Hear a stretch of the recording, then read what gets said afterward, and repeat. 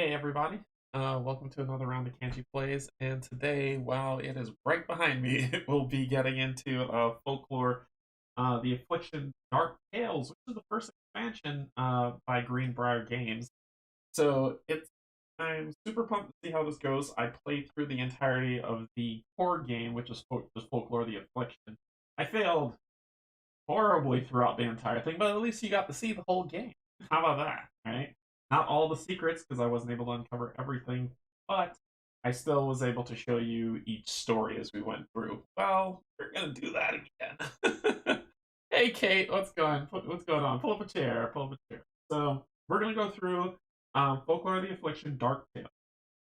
Dark Tales is an expansion to the core game. It is not a standalone expansion. You do need the core game if you're going to play it. However, it does add some stuff into the game that makes um, life a little easier on you by adding things called rumors and adding another item called an heirloom. Now, you saw me use heirlooms um, in the previous playthrough. Didn't help much, but rumors is a nice way to help because basically what those are side quests, and you can do those side quests, get into it, level your character up to where they'll be sustainable, and then go through the game as you see fit. Hey, Mr. Donnell, how's it going? Go ahead, jump on, pull up a chair, pull up a chair. So, we're gonna go ahead and get stuff going through. I'll get some information, get down to the table to just show you the new components and the new characters I'm playing. This game is not it's an RPG with some combat in it. Is the best way to describe it. I'll show you what that means and how that goes around. I have the board set up on the table, and I have the story journal that we'll be going through the adventure with. Plus, you can't play it true solo. You have to pick two characters and at least to run with those two characters. So let's get some information and then get down to the table. All right. So Folklore the Affliction, 8.4 on Board Game Geek. 1 to 5 players, so you can play up to 5. Yes, you can do it. Wouldn't recommend it, but you can do it. I'd probably say 3-player, 4-player might be the sweet spot. I'll say 3-player just to be safe because there's a lot of dice rolling going on for what you want to do, and the downtime might get a little bit harder as more characters move through the game. 30 minutes? No. 120 minutes? Yeah, that's about right. 30 minutes? Not really. But 120 minutes playtime, that's more accurate. Age about 14 plus, and weight's about a 4.0 out of 5, which says, a lot of people are saying, it looks like a lot of people are saying that this game's got some complexity to it. The first Folklore, that was probably about as complex as it gets.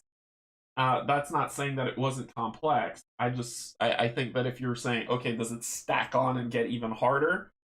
Maybe the story might get a little tougher, but in terms of complexity of gameplay, like components and things to remember, what the community calls fiddliness, it's roughly the same. So it's nothing too different. Alrighty. Designed by Nick Blaine and Will Donovan. A great group of artists made the wonderful art that you see for Folklore, and it's published by Greenbrier Games. So, yeah, this ought to be good. Cool. Down to the table we go. So this is Folklore set up, as you can see.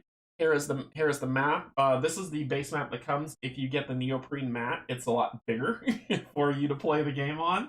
But this is the map of all of the area that you're going to be playing in, and this is the map that comes with the core game. That's why I was saying it's not a standalone expansion. You do need the core game. 30 minutes is accurate if you spend 30 minutes to play. That's true. That's true. So, what we have, and I got some stuff over here that you see, the 2 new characters that I've picked to come up. I'm using the health counters from Marvel Champions, as those tickers are better than me using dice like I did last time.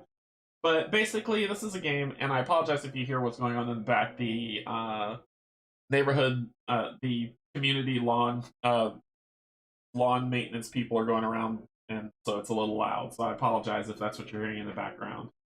But basically, what you do, and why do I have the key here? what you're going to do is you're going to roll a D100 and a D10 to determine hit numbers, like if you hit them or if they hit you, and they have to beat a defense, all that. It's still dice rolling, some RNG in there, but other than that, there are ways to boost those numbers. The rumors makes it a little bit, a little bit easier on you. But if you play the core game, it's a lot more brutal, to be honest, from my perspective. But okay, so what we've got here, we've got the new rumor deck that's here, and what we do is rumors are basically side quests, like I said. When you go to a town, you grab one rumor, right, and then you try to see if you can solve that side quest. If you solve the side quest, you get some. You can get some items, you can get some gold, so you can buy some new stuff. Once you finish the side quest, you return to the town where you got it and turn it in to get that and another side quest. The rules on rumors, and I just want to make sure I got it right because I got the book next to me, is rumors are mini adventures that give characters the opportunity to gain additional rewards. Characters can learn about them by using the following new service in town, which is just listening to rumors. Basically receive one rumor card once per story or any between story.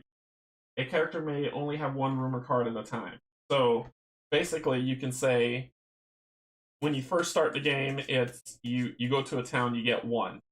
Between story 1 and story 2, you can just keep doing side quests until you get as strong as you want, and then you can go back to continue story 2. Just like I said, a way to help level you up. And there's a good number that's in here. There's a good number of stories to do, of side quests, that have you traveling all over. I plan to do a lot of them, because if the last playthrough meant anything, I need all the help I can get. So, you shuffle these up, and then you put the rumors on here. If you don't want to play the campaign game, like if you don't want to go through the story journal, which is this, a pretty decent chunk, and you just want to do side quests, you can do that too. You can just pick your characters and just run off this deck. Turn it back in, grab another. Turn it back in, grab another. So you can do that too if you want. Do you use the new combat system from the last expansion, Fall of the Spire? Not for this playthrough. When I play Fall of the Spire, I will, and I'll make an announcement of that at the end of the stream, but when I play Fall of the Spire, I will be playing it this year. Soon. I will use those rules that are on there for there, but for right now, we're just going to stick with the core and Dark Tales rules, and that's it.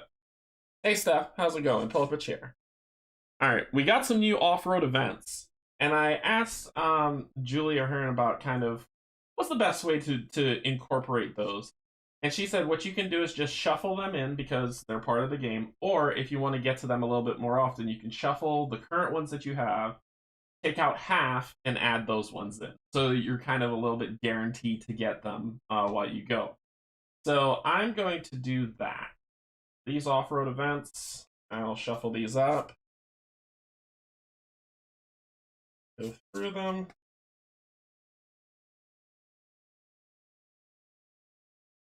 I hope everybody's had a good day so far. Day 2 of vacation for me has been fantastic.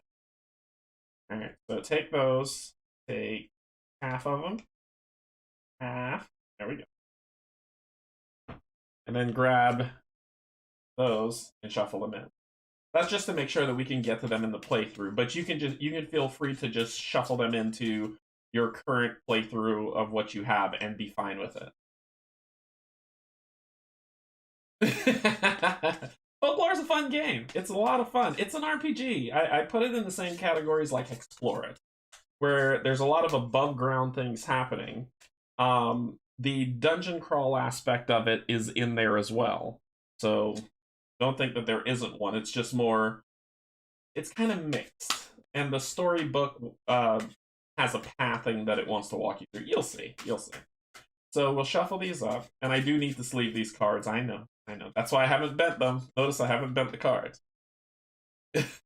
Yeah, there's a lot of cards to sleeve. Alright, so then we'll take... There. And then we'll take half of these. There. Grab these ones. Slide them in. Good shuffle. But they're safe, right? Aren't they safe to bend after you sleeve them? Isn't that what sleeves are for? Isn't that what sleeves are for? You can just bend them up all you want. Alrighty. So we got those. We shuffle these, the prayers, and we shuffle the items deck, which is a beast. So I'll get to that in a second. We shuffle prayers, just in case we get pick one up. We shuffle the rituals, just in case we get to pick one up. It's all the shuffling. Lots and lots of shuffling. Shuffle the tarot cards. Because if we die, when we die, there will be tarot cards to be had. That will hurt you. Shuffle those up. And then this is the items deck. I've already put the ones in here with these. So I already put the ones from Dark Tales within these. So we'll just shuffle these up. Brain fried. It's been a fun day. I got to play a really fun game this morning. and people watch me roll horribly. The curse is real.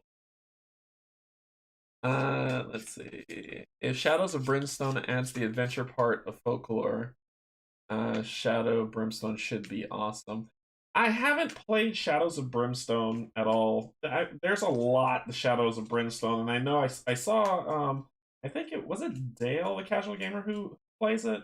I think, or it might have been One Stop Co-op Shop, or both. But I haven't had a chance to dig into it yet, so I don't know much about it.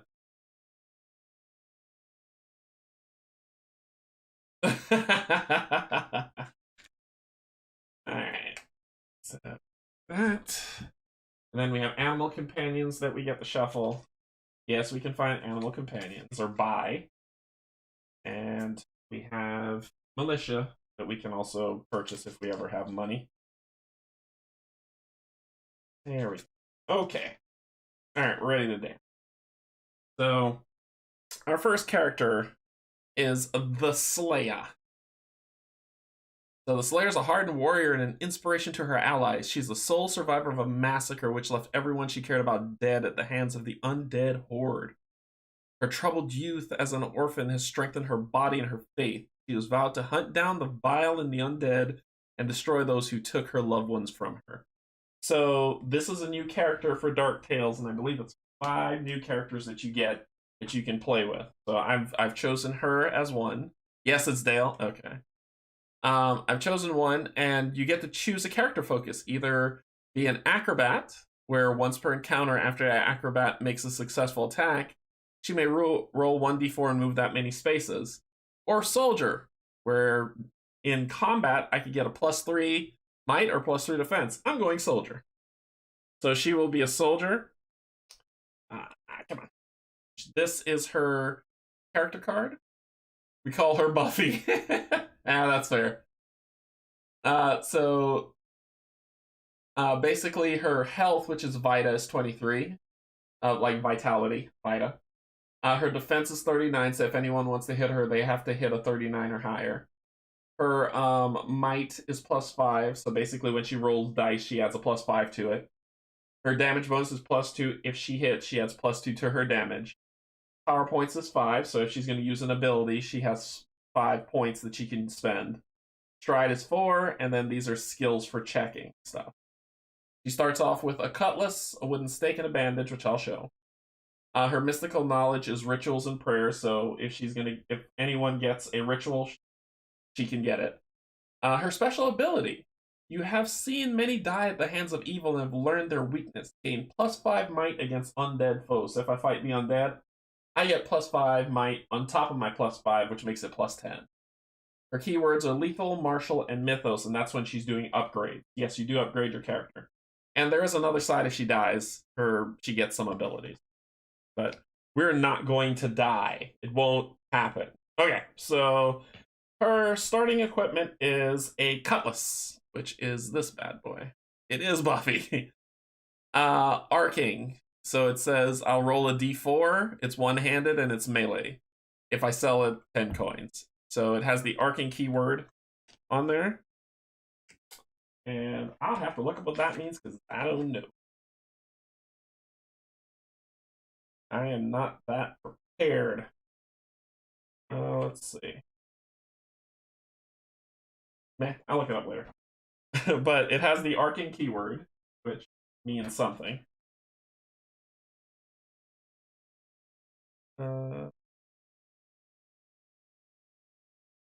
That's not on this book. So then she has a wooden stake, which is this. And her wooden stake, you don't know what's at stake. Wooden stakes. +1 damage to vampires for 1 encounter, or +1 to stake a sleeping vampire to see if we can actually try to kill one. She has a bandage, which recovers 4 vita. If she is hit, she'll recover 4 vita. This is her. I'll talk about this in a second. Then she gets 2 abilities to start with. She has Into the Heart, which is a range attack. It's an active. So let me hold this up to show you. So it's an active, and it says if you have a wooden stake in your possession, you hurl it at a foe for 2d6 damage. Range 3, discard the stake after use. It costs 1 power point to do that, and it's range. Once per fight. As you can see, once per fight, not once per turn. This is her passive, and you see this 2 that's on the passive. That means that if you were to procure this, it would cost 2 experience points to do it. Basically, gain an extra attack against undead foes during the first round of combat. Cool. That'll work. So that is her. She has 23 health, 5 power points, her D blaza blaza blaza, her D100 and D10. And we've got this lovely thing that both of them have. I didn't use this a lot during last fight, but I'm darn sure going to use it now. So basically what this is it says, what are you going to do when you get into combat? Are you going to attack? Make sure you can see this. Or you flip it. Are you going to defend? Defending doesn't mean you can't fight. It just means that these stats happen. So if you're going to defend, you get a +10 to your defense, but you get a -10 to your might. So let's say she's in a fight and she says, I'm going to defend instead of straight up attack. When it's her turn, she's going to roll her dice, and she's going to do -10 to that plus how much ever her might is. So let's say it's an undead foe. There's -10 to might. Well, undead gets +5 from her special ability, and +5 there, which negates it, so it's just a straight roll. Let's say she misses, and the monster goes to hit her. So let's say the monster rolls a 40. She has 39 defense, but because she's in defense posture, it's actually 49 defense. So the monster would miss instead of hit her. And you have to determine that every round. Every single round. You have to say whether you're going to attack or defend that round. Okay. That is our Slayer. Then we got our Woodsman, who we're going with here. Let me hold up. The Woodsman. The Woodsman is a survivalist and trapper raised to live off the land. He has seen tracks and found evidence of creatures in the wild that are not of this world. The Woodsman has left the forest to hunt for the creatures upsetting the balance of nature. You could be a trapper. The trapper's knowledge of setting snares is superb. Yeah, I'm sorry, my hand's moving. He has 2 snare tokens to use per combat. He may place this in any space that lands on it to trap it. A foe entering the trap suffers 1d4 damage, and it won't obstruct. Or he could be a ranger. Once per chapter, the ranger takes 2 offhand road cards and chooses which he wants, and then puts the other one back. He may choose which animal companion to hire at the stables instead of randomly drawing. So if we're going to get an animal companion from the stables in town, then instead of randomly drawing one, I can look and see which one I want and pick that up.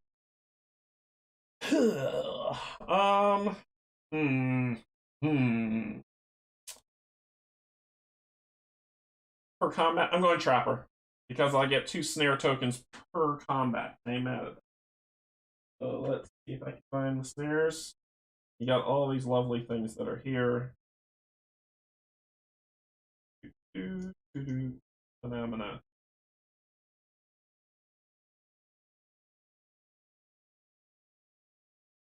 I'll find.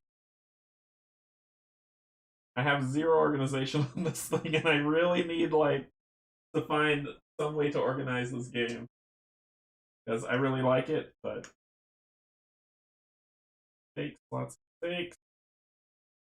It's a wooden stick. And it's just water. Here, I'll find it. Nah, I'll find it later. Yeah, I'll find it. Sorry. I thought I found it. I did find it. There it is. I told you I find it. Snares. So there's the snares. So he starts off with two. The trapper's knowledge of setting snares is superb. He has 2 snares to use per combat. So he'll have 2 snares each combat he gets into. He can throw them down and then move away, and the enemies can't see them, and they'll step on them and die. Rambo. That is true. It should be Rambo. So let us meet our Woodsman. Our Woodsman's name is Woodsman. Attribute 23 Vita, 36 defense, 4 might, plus 2 damage, 5 power points, stride 5, and then some skills that he can buff. Special ability. Your familiarity with the wilderness gives you an advantage over nature. Gain +1 damage against nature foes. So if I hit someone, I get a +1 to that damage. Starts off with the Woodsman's Axe and Bandage, uses prayers, and keywords are hunt and survival. So here's the Woodsman's Axe. Buffy and Rambo. Buffy and Rambo will be awesome. He has Execute. Woodsman's Axe. Roll a d4 +1. You see that +1 in white right there? So it's a d4 +1 plus my might to see if I hit. Oh, sorry, no. Plus my damage. Sorry. Not plus my might. The d4 plus my damage bonus. And that's the Woodsman's Axe. He also gets this lovely active ability that he can spend 1 power point per. Place a tracking token on a nature or mortal foe to mark them. Your attacks against them receive +5 might. If you spend 1 power point, receive +10 might.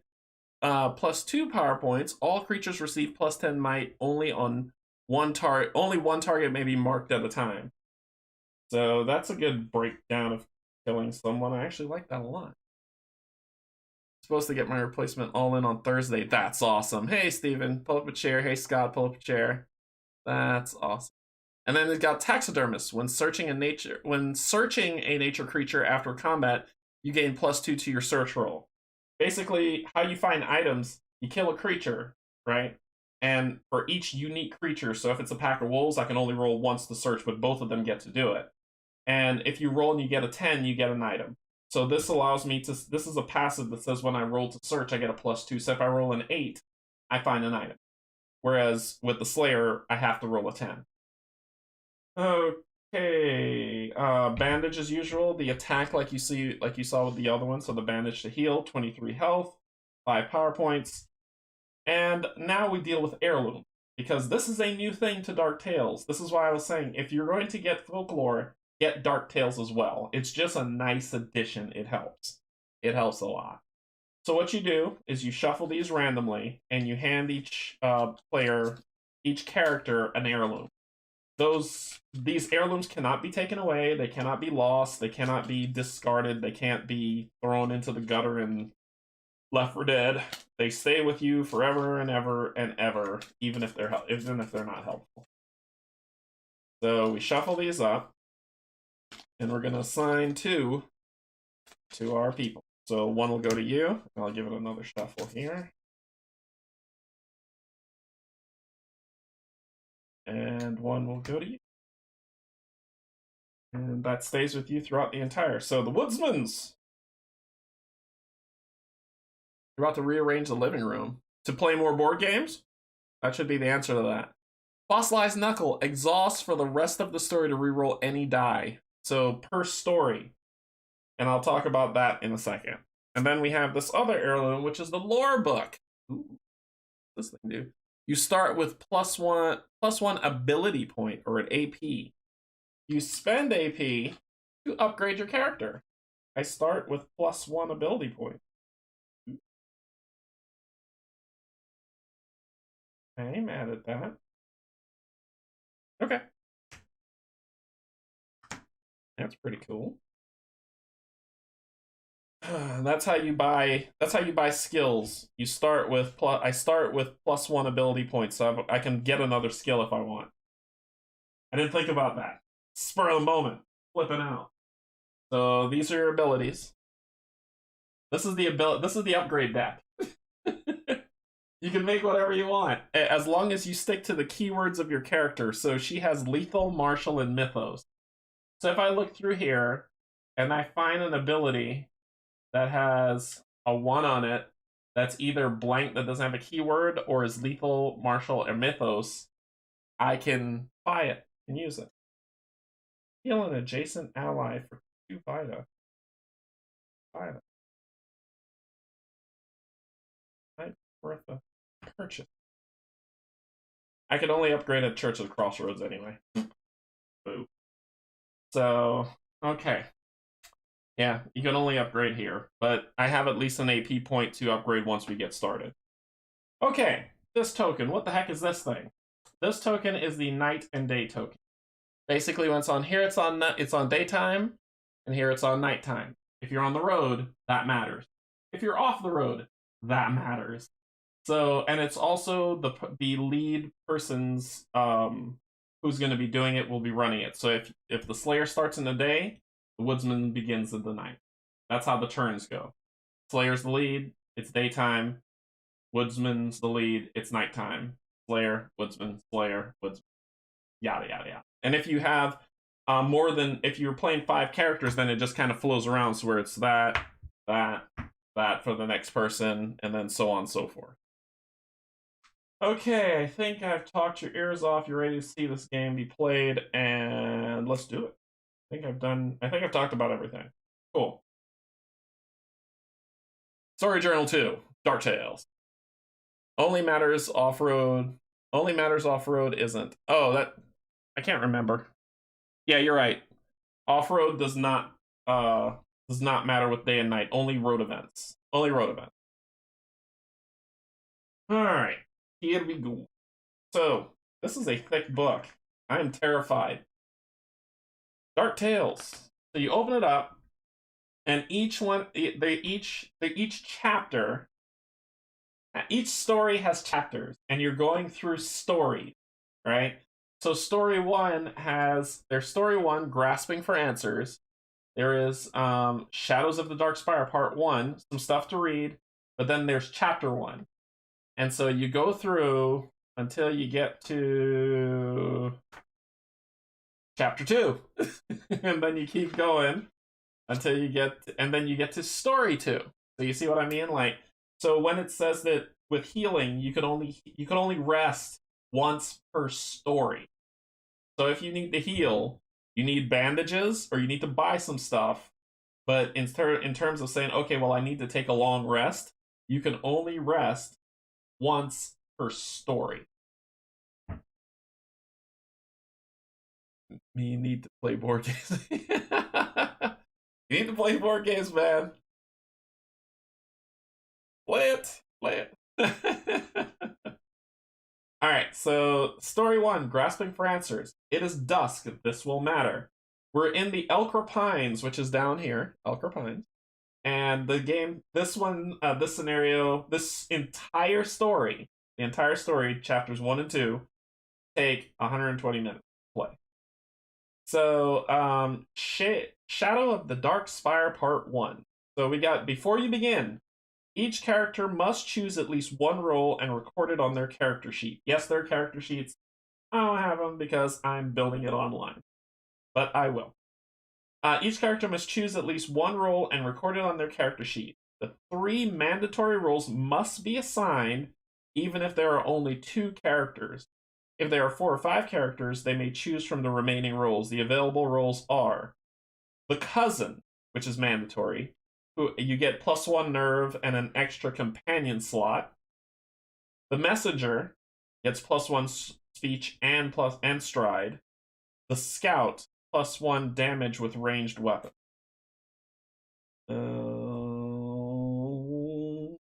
Goodbye. probably gonna be you. Okay, so how are we gonna mark this? The best way we can. We'll say, sorry, looking for a loose piece of paper. There we go. I'll just grab that. And we'll say that Slayer and Woodsman. So someone's going to get +1 nerve. She already has +2, so I'll give it to the Woodsman to be the cousin.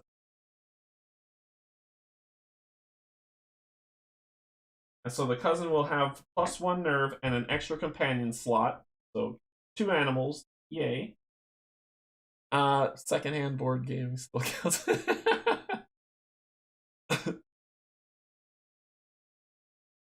Well, you only watch it so you can go out and buy the game, right? Right.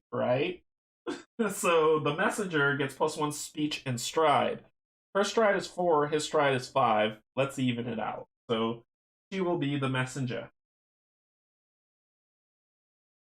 The messenger of death. And then the scout, +1 damage with range weapons. I'm gonna give it to you. So the woodsman will be the scout.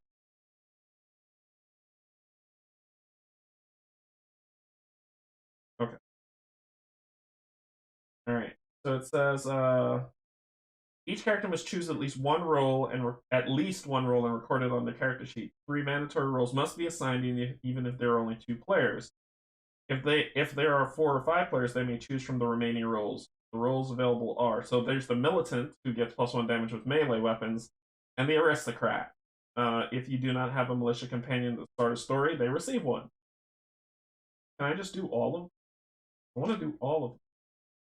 The militant messenger, aristocrat. I say aristocrat.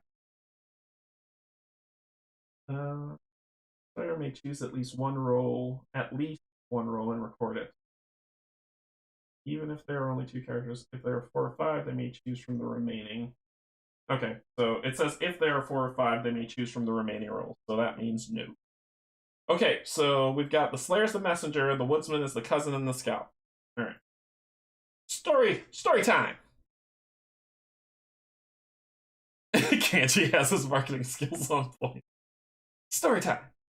Story introduction. The cousin has a cousin named Moira. The rest of the characters were enlisted to help escort Moira to the Church of the Crossroads.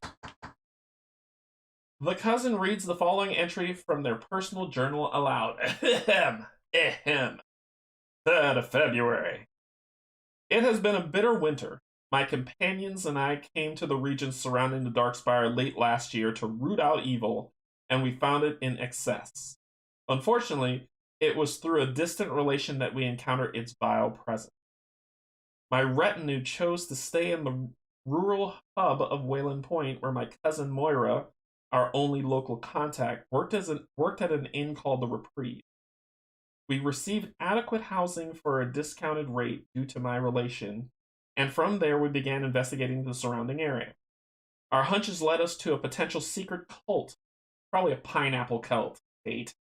A secret cult, worshipping dark powers like pineapple on pizza, but our investigation would quickly come to a halt. It was on the 3rd night after our arrival that things went amiss. We returned to the Reprieve to find Moira reportedly under the weather. Prying in on her condition revealed a much darker truth. An evil had claimed her. She had eaten pineapple on pizza. Does it say? I own all the games except the news. Today in mini Canje, right there on the bottom of the screen.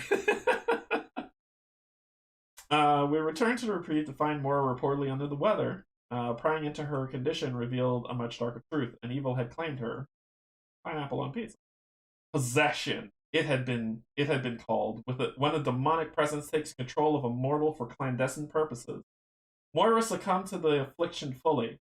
My companions and I spent weeks tending to her, refusing to let her soul be devoured by continuing to eat pineapple on pizza. By her body's new occupant, the evil. However, the futility of the effort was palpable, and last week we decided that more drastic measures must be taken. The Reprieve's proprietor, Philip, informed us of a mystical attuned priest at the Church of the Crossroads who is said to have experience in these matters. With hope fading for Moira's safe exorcism, we unanimously decided to make the trek to the church. Philip kindly lent us his mule and cart, in which we laid Moira wrapped in warm furs, and on our journey commenced. I would be amiss if I did not mention one other strange oddity that accompanied this dire account.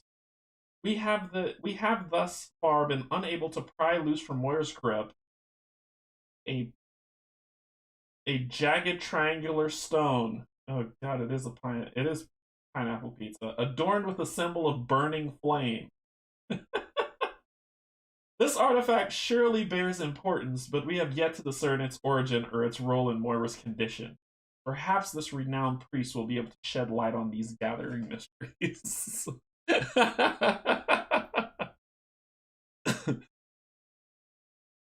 Yes, she's taking over people with. All right, so chapter 1. There's a skirmish table. So if we ever rest on the road, we roll to see if we skirmish or if we're going to. It says it's either going to be highwaymen or rabid wolves based on what we roll. A spoiled ambush. The cousin reads the following entry from their personal journal aloud. February 6th, 1832. No, 6th of February. Philip has deceived us. Despite his generous aid in preparing us for our journey, he willingly shared our plight with a retinue of hired swords inquiring about Moira. The scout must read. So who's the scout? That's the Woodsman. Must read story moment 121 on page 87. 87, 121. We have been betrayed. I overheard Philip speaking with a group of mercenaries in the back room of the Reprieve.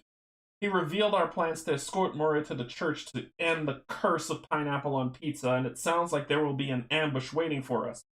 We should take caution and perhaps seek an alternative route. So, primary goals. We're going to encounter some highwaymen. See the encounter dialog box. It is not necessary to defeat them. Complete one of the skill checks at either end of the map. So, we've got a battle map, so you get to see some combat. So this is the battle map, which is set aside that we're going to set up. We are going to use. Why am I?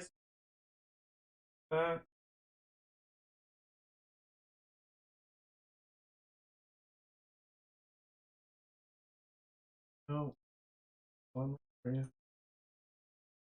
This is why I need organization. This is why I need an organizer. It's driving me crazy. So we're going to put these two here and here. We've got a die here for something for us to do. We've got another die here. And we've got some clues. So this is stuff, items that we could find that are on the road. And where do we start? I've got the creature crate. Yay, because I'm crazy for minis. So the creature crate, we have our Slayer. And we have our Woodsman. I might as well leave this available for what's about to happen. So, map skill check. Speech 10, any one character. Speech. Who's good with speech? That would be the messenger, which is the Slayer. So, what you do is you grab a d10, and you roll it, and basically we're trying to get a 10, and I get a +1 on this roll. So if I roll a 9 or a 10, I'm good. Otherwise, hey, I got a 10. What? I got a 10. So attempt to explain to these men that Moira is innocent and that you do not want to hurt them. Cool. I rolled a 10.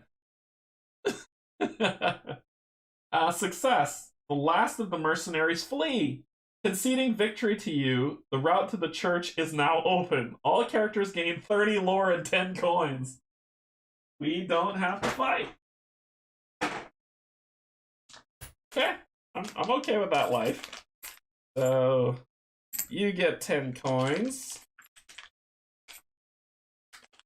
This makes up for my bad rolling in the other game. So I got a 10. So, and 30 lores. Right. Lore. 30. Hey.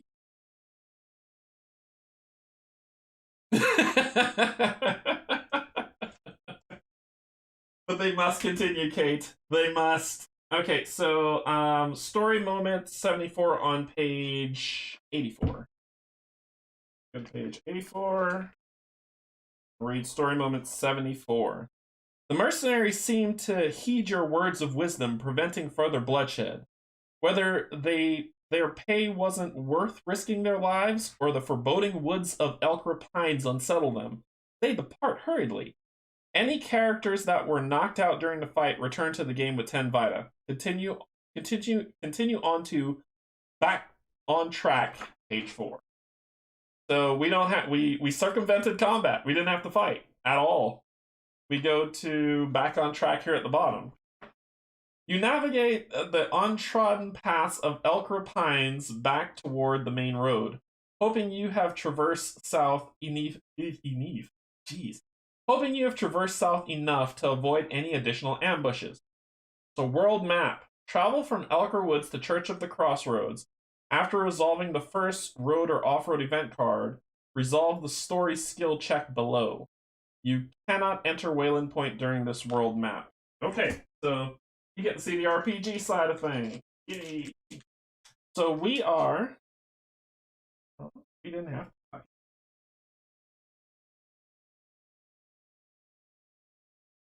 Here. And over there. We are in Elkra Woods. My gosh.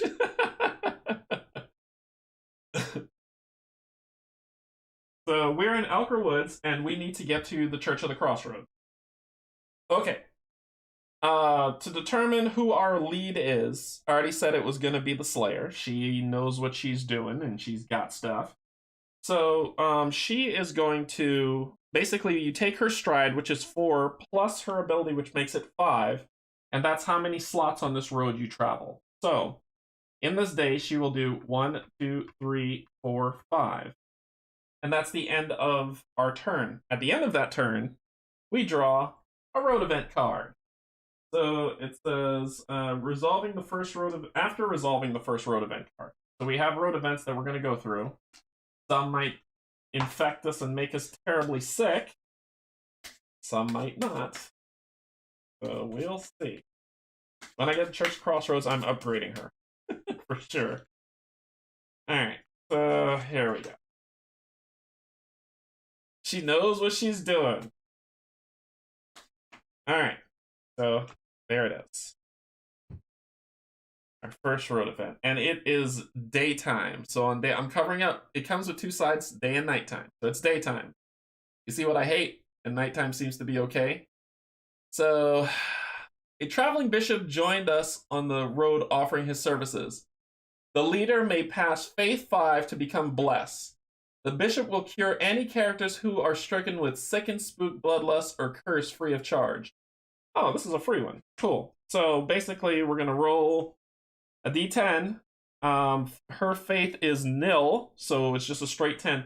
And we just have to get 5 or higher. We got a 1. So, Barbara, of course. So we don't get anything. Nobody is sicken, spook, bloodlust, or cursed. So that's the end of that. Then it goes to nighttime. And it's his turn to move.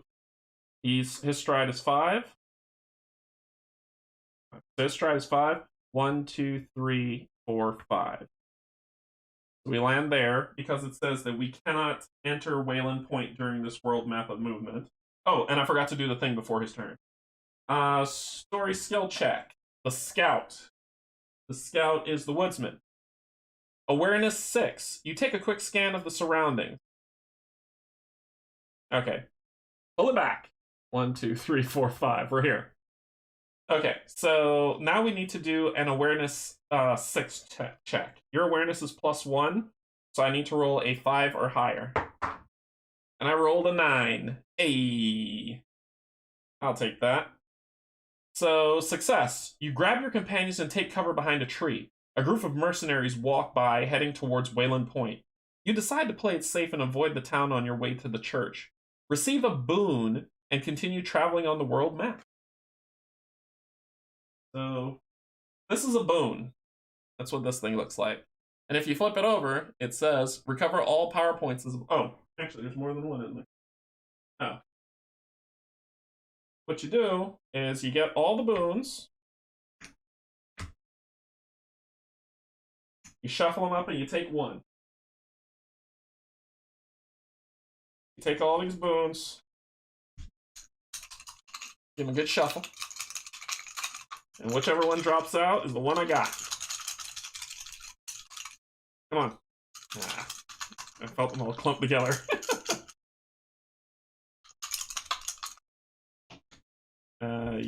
I'll take. What are you? Reroll any failed skill check. Sweet. So I can use that boon if I want to as a reroll. So I got a boon. 2. Okay. Continue on to Sanctuary Below. I haven't gotten there yet. Yeah, I haven't gotten there yet. We're not there yet. Okay, now it's his turn. 1, 2, 3, 4, 5. For his movement, we draw our next road event. This time it's, oh god. Why not daytime? Why not daytime? Lynch mob. What I like to see. We came upon an angry mob carrying torches and escorting several folk in chains to the gallows of the nearest town. They believe we were criminals as well. Leader must pass speech 5 to keep them from putting you in chains and gain 8 lore. Otherwise the group become wanted and you must skirmish with the angry mob. You're the leader. Do you have any skills? Any? Yes, you do. No, the messenger does. The messenger does, and you're not the messenger. So it's a straight roll, and we need to beat a 5. Okay. I got a 4. Fail. Gonna get to see a fight now. So we failed. It says,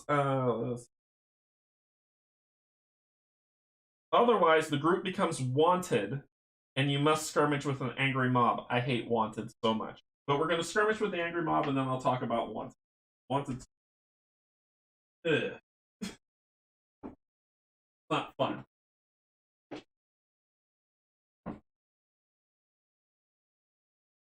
You have to have the base game if all the cards are on here. All the cards.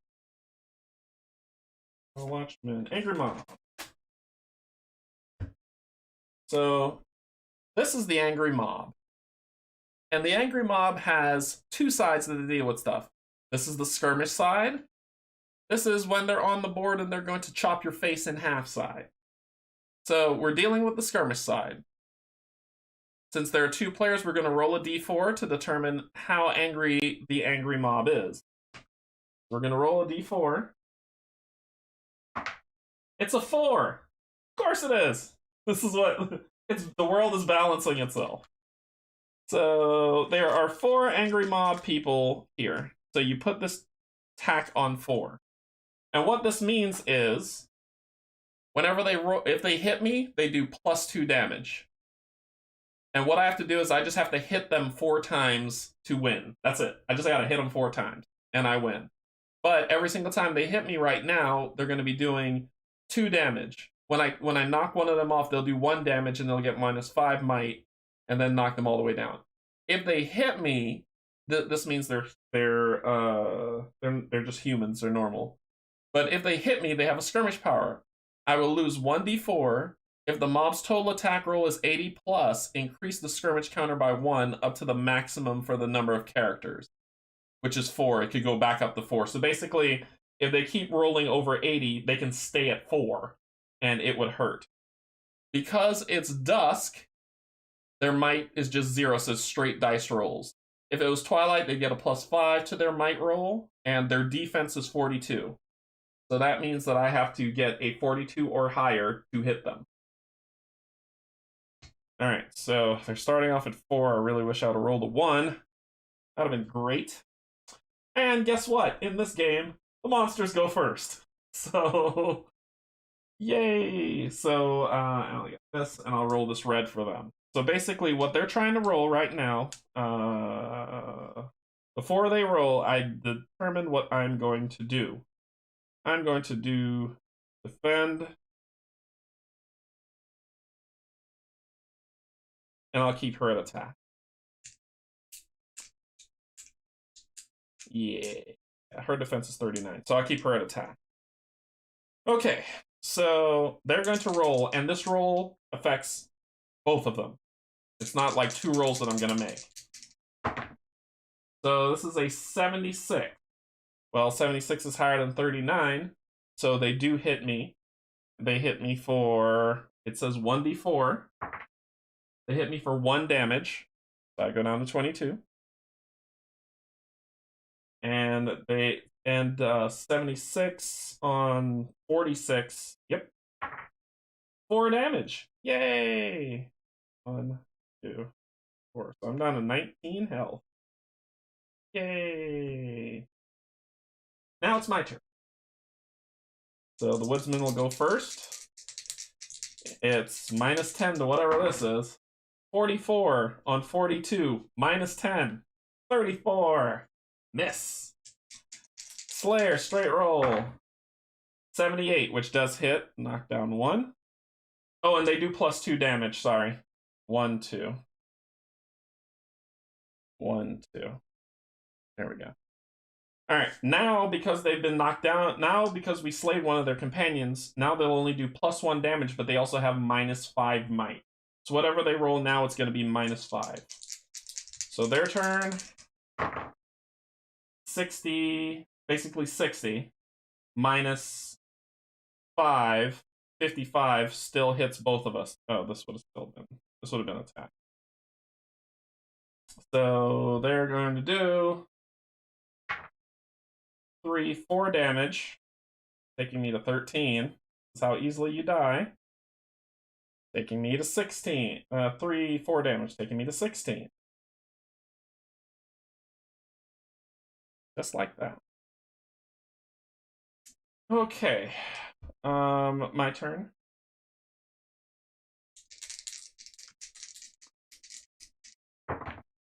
$34.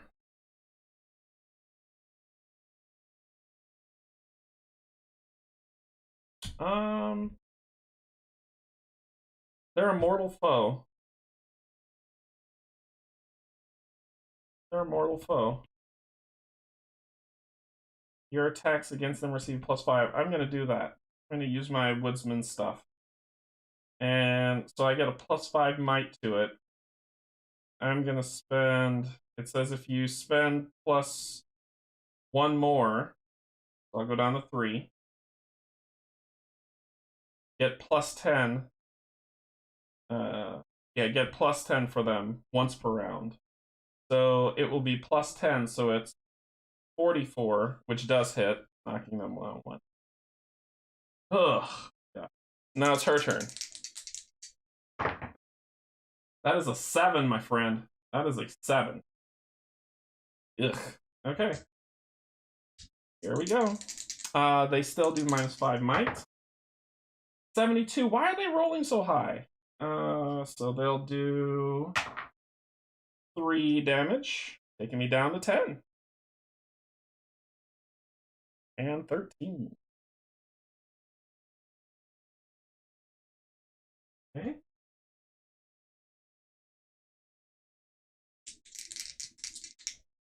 This is once per round. Nah, let's see what happens. 62, which does hits, knocks him down to 1. So now there's just one guy there. Get back! I warned you! And this time he's just only going to do -1 damage to whatever he rolls. And her turn. 43 beats a 42. I killed him. He's dead. So the last guy I killed, he died. And with that death, there's the card. With that death, I gained 6 coins each.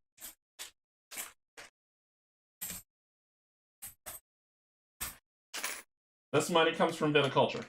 This is brought to you by viticulture.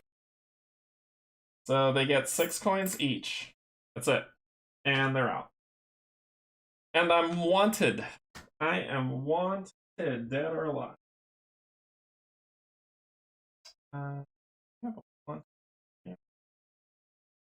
Infected.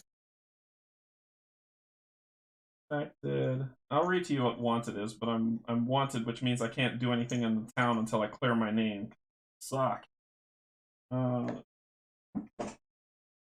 when you're wanted, negative.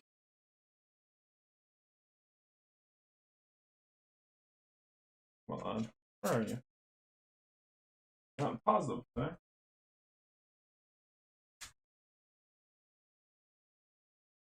I thought it would be on it. Bloodlust, lycanthropic, cursed, possessed, deranged, sickened, fractured, spooked, immobilized,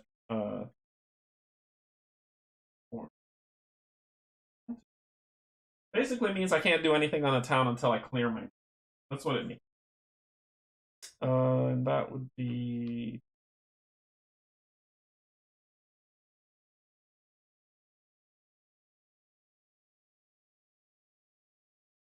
Trying to find where it says. Animal, tinkerers, physicians to get better, the inn to heal. We want to rest or sleep. We can recover some form of thing. Anyway, we're wanted. Okay, daytime. 1, 2, 3, 4, 5. New road event. Please, God, please. Crone. The Crone. An old crone bent over from her burdens walked along our path. We offered to carry her a load, and she offered this in exchange. She offered me a riddle. What goes up but does not come down?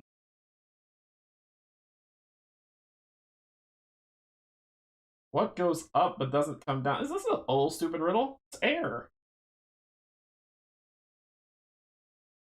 Is it air? What goes up but doesn't come down? Well, air does come down. Cold air descends. That's wrong. It would be.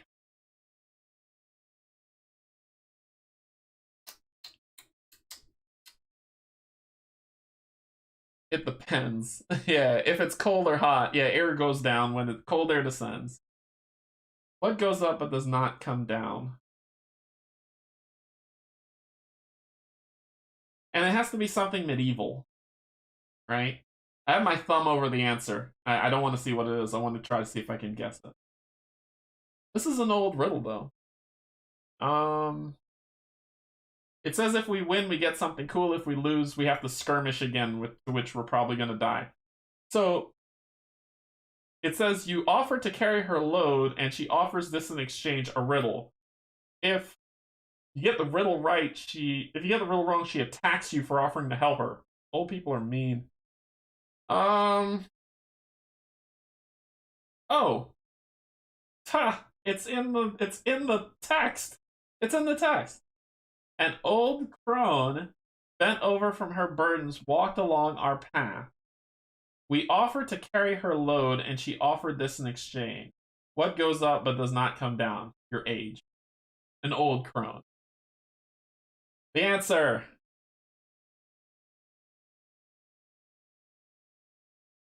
Your age.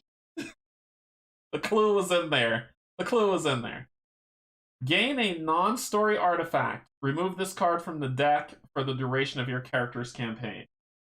So we go over to the artifacts, and we find the non-storied artifacts. And how do you know they're non-storied? They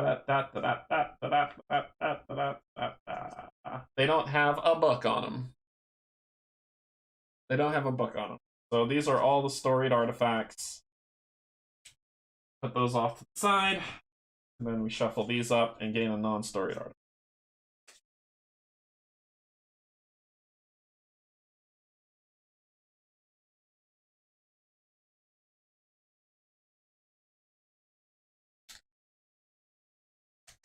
I have to think on it for a second, because I was like, air, well, no, air would not be great. Alright, so what are we gonna get? We're gonna get the headband of Foresight. It says, exhausted, increase the skirmish counter by 1 versus demonic spirit and undead creatures. Worn on the head. So you got a demonic headband. Cool. Okay.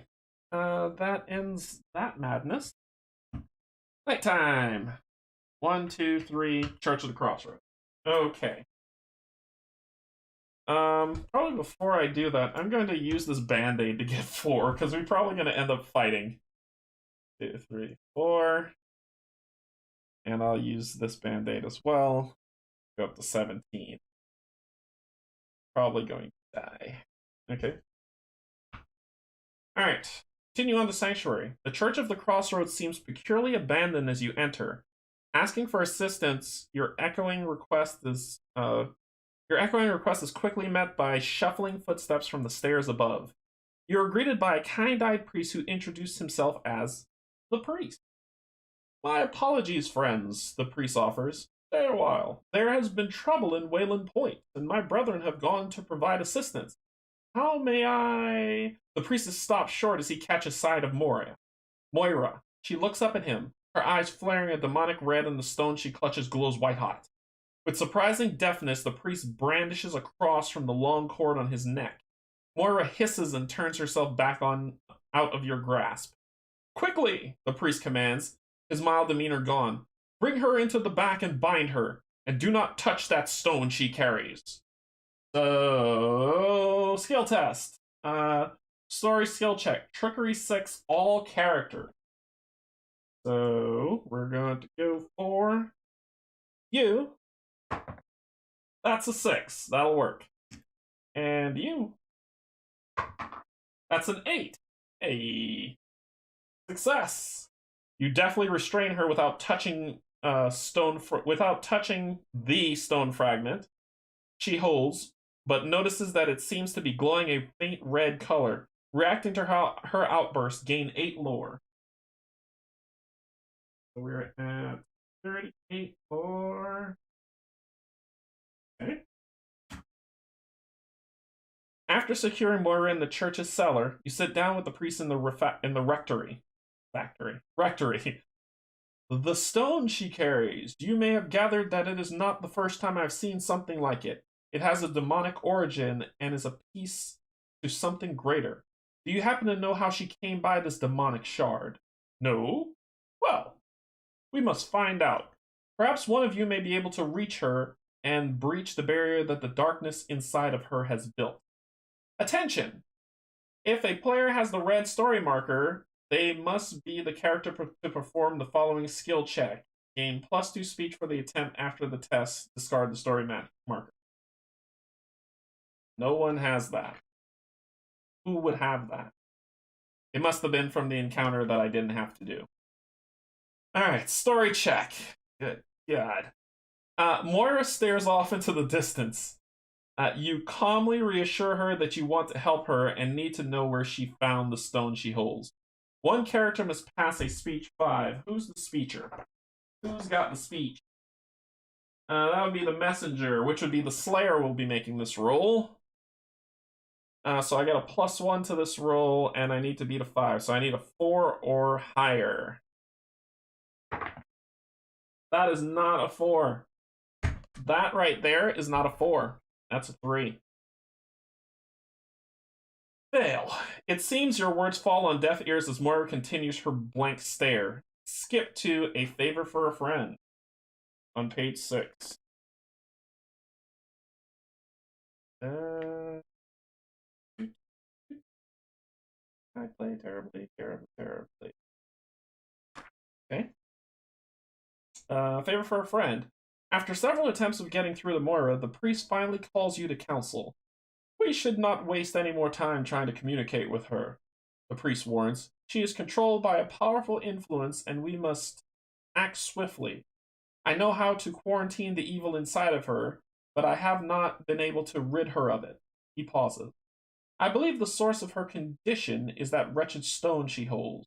I have a friend who may be able to assist us in ascertaining the purpose of that artifact. He is a foreigner known as the Alchemist. No, this guy.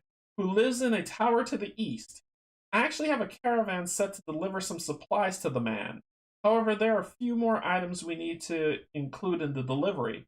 Perhaps you may be able to assist in gathering a precious herbs from the Drecking Ball, as I tend to Moira. Where's that? All the way over here. Yay! So world map. Travel to Dreckenbach Forest. Okay, we're back on the road again, but before we go, I start with one ability point. I'm buying some, and I could spend that at Church of the Crossroads. And I think I could do something else at Church of the Crossroads. Again, a Surgeon's Apprentice. I could do Stratagem. For the current round, you may choose the order that characters take their turn. Use at the start of a round. Spend 2 power points to last the entire combat. Staff of Moses, that's holy. Holy's not your thing. I'm looking for 1-point things. 1-pointers. This is a 1-pointer. Strength of Spirit. Gain +1 damage for every ethereal ally in combat. Ooh. I'm gonna spend it. Spend my free point.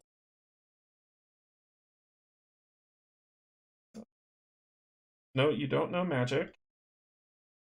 Magic is not your keyword. Cook is not your keyword. Mythos is Arcanist. You sense the future and your destiny. You use when you draw an item card. Draw 2 and then choose 1 to keep. Deal an additional +2 damage on a successful melee hit. But this is for forbidden use. Don't know that. Erect an arcane aura around you for this encounter. Foes suffer -5 might when within one adjacent to you, basically. Do you know Explore? No. Do you know Marshall? Your travel experience has given you +1 stride. You strike the vital parts of your foe. After a successful hit, the target has reduction 1 for rest of combat. Ooh. Damage starts going down. That's a pretty cool one. Seems very Buffy-esque. Use your boon. I couldn't use, he has the boon. So I couldn't use it on her. Yeah, he has the boon. Let's see.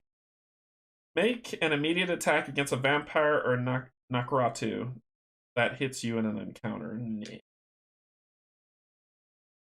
You need more undead. Well, vampires are undead. You know what I mean. Deal on the nature's call. That's the hunt. Almost done. Prevent a foe from summoning another creature onto the map. That would be fun. Like, no, you do not, sir. Actually, I probably might need that. I think I am going to get that. It's for Mythos. Hunt or Mythos in command. So she'll use her 1 ability point to get that. In command, prevent a foe from summoning another character on the map. And I say no. No. No. No. Range weapons. Yeah, I'll go with that. Okay.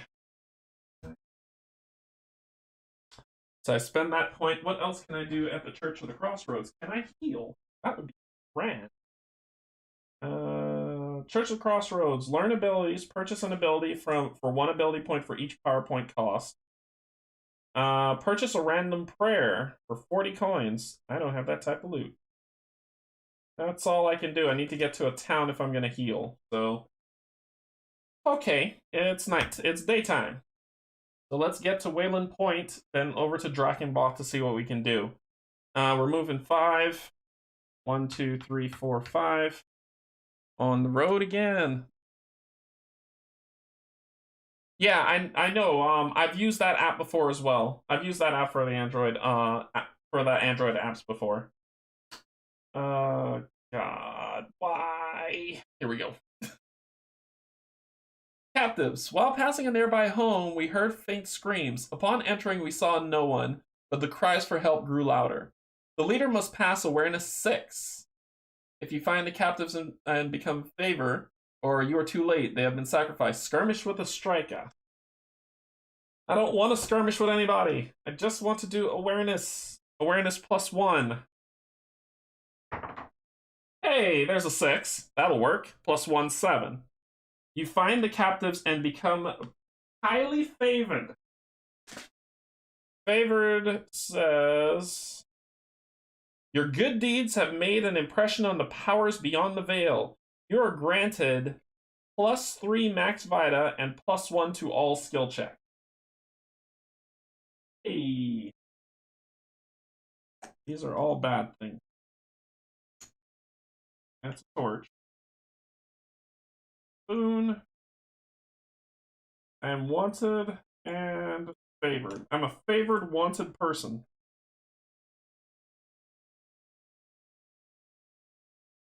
I'll find it.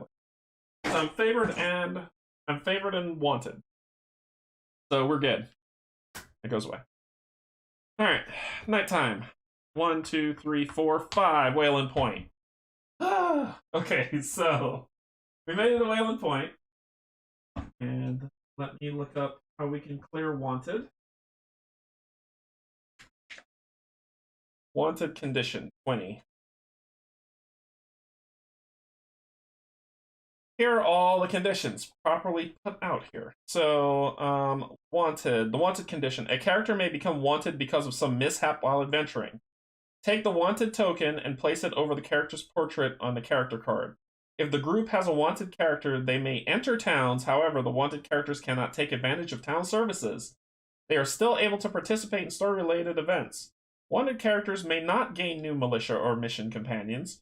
To remove the wanted condition, the character must pay 10 coins while at town, at which point the token is removed. Okay. Okay. It says if you respect it, it cancels out one. Alright, so we are going to have to do that, but I need to be able to rest 2 in town. So we're at Wayland Point. We can do 2 services per visit at Wayland Point. Oh, it's just 5 coins. Nope, it's 30 coins to sleep. Nope, that's militia. 10 coins to sleep. Recover all power points and 3 vita. Just not adding up. Just not adding up. I can't use town services until I clear this. Okay, so I'll do 10 and 10. We're no longer wanted, but she's still favored. And then I'm gonna send somebody to sleep.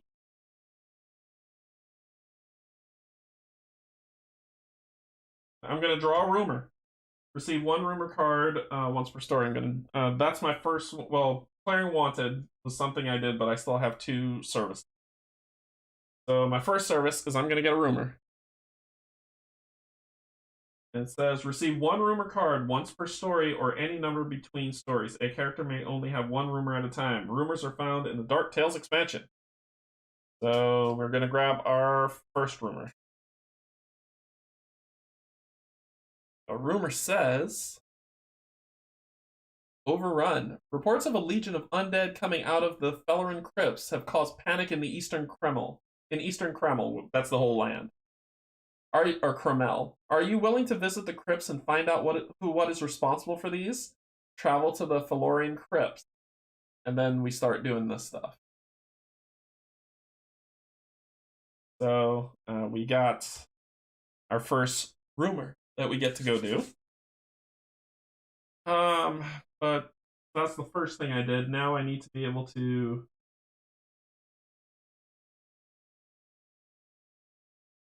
I think I'm gonna give the Woodsman 10 coins for him to go sleep. I should have been able to heal. Whatever. So recover all power points, going back up to 5. And gain 3 vita. So you'll be at 17 for even sleep. So that ends yours. Your visit, you have 1 thing left to do. There's nothing you really can do, so I think that's just going to be the end of it. Okay, daytime. And every time you leave a town, it's always daytime. You never leave a town at night. Okay, daytime. We're going to the Dreckenbach Woods. 1, 2, 3, 4, 5. Road event.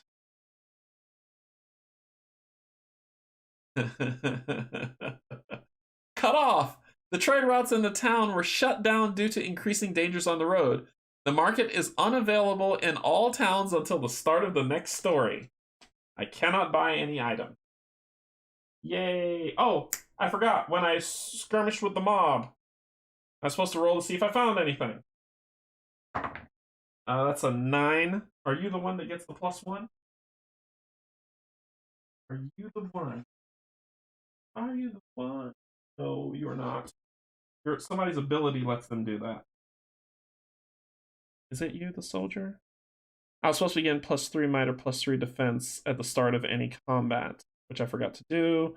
When entering a forest from the world map, she may pass Ecology 5 to receive a wooden stake. And you were the trapper. Somebody has a thing. Somebody has a thing. Getting stakes. When searching a nature creature. Okay, so you didn't find an item. I was 9. I need a 10 and a 1. Yes, so nothing. Okay, so now we are cut off from the market, so I can't buy anything if I go into a town. The market's cut off for the entire story, so I can't buy a torch, I can't buy wooden stakes, I can't barter. Cool. His turn, nighttime. And that keeps in play for the entire story. So 1, 2, 3, 4, 5. Dreckenbach. Dreckenbach. As you enter the thickened. Before we get in there, it says. Where is it? Where is it? Where is it? When you enter woods. When entering a forest from the world map, she may pass an Ecology 5 to receive a wooden stake. Ecology 5. I got a 9, so I got a wooden stake.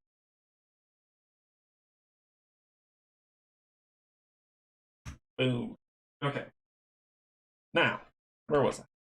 As you enter the thickened verdancy of Dreckenbach, ethereal howls accompany your silent footsteps. The herbs the priest described should be found in any of the forest clearings. You emerge from the grasping brush into one such mist-laden clearing to begin your search. Primary goal, complete this map skill check. Okay? Map skill check. Ecology 10. Any one character +1 to check for each tracking token the group has. I don't have any. Find herbs the priest asked for. Success.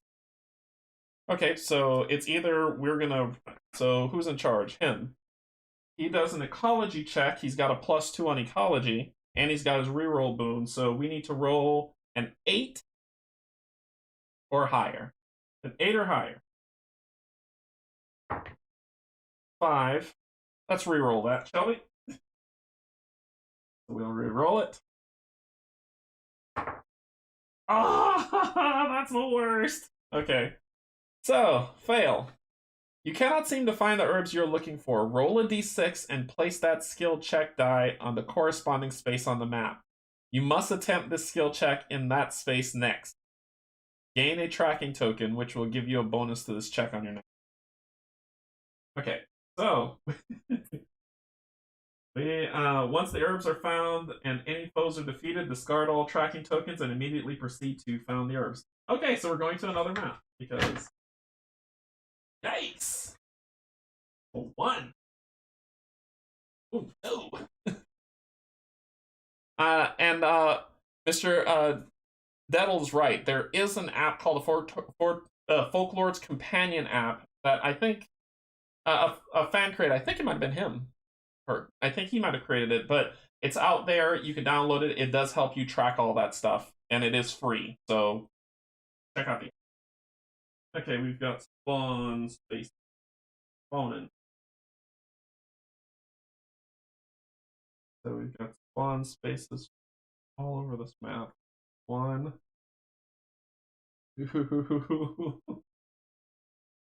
Spawn spaces all over the map.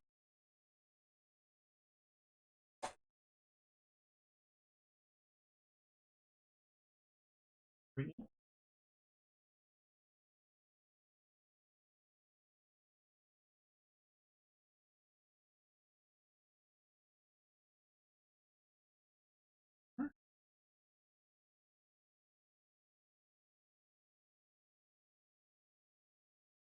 Pull the lava. Wrong lava.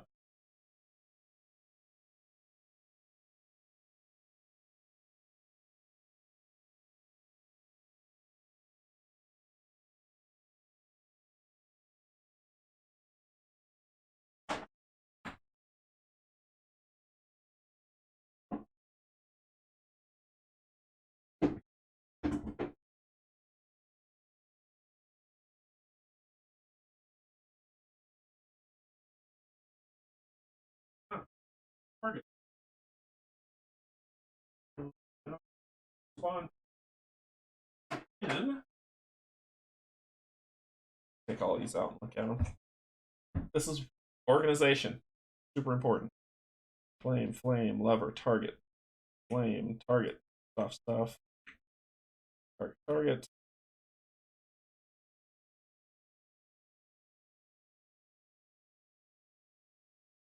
There's no more. So I don't know how they figure this is possible. They have 2 more spawn points. But let's do this and improvise because we're all engineers. We can figure this out.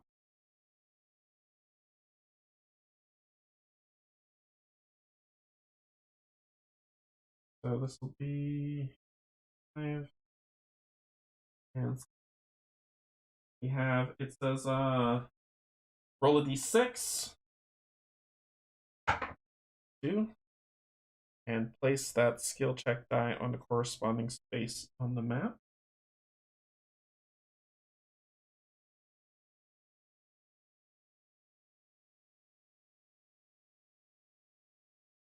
Roll a d6 and place that skill check die on the corresponding space on the map. You must attempt this skill check in the space next.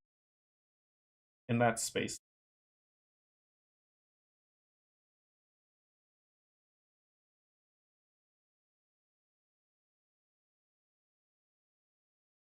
Leaf pile, leaf pile.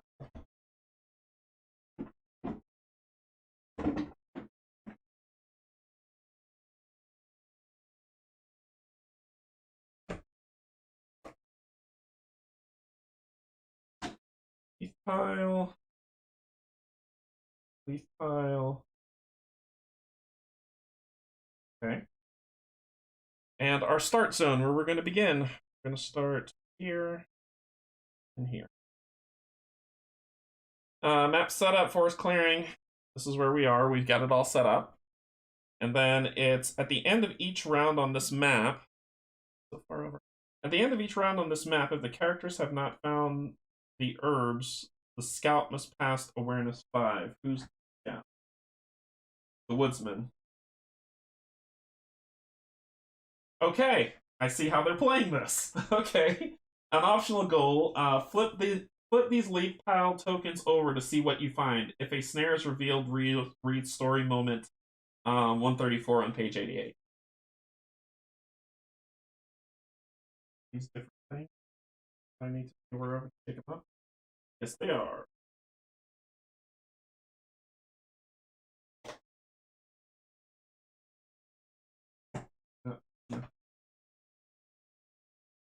So you grab these.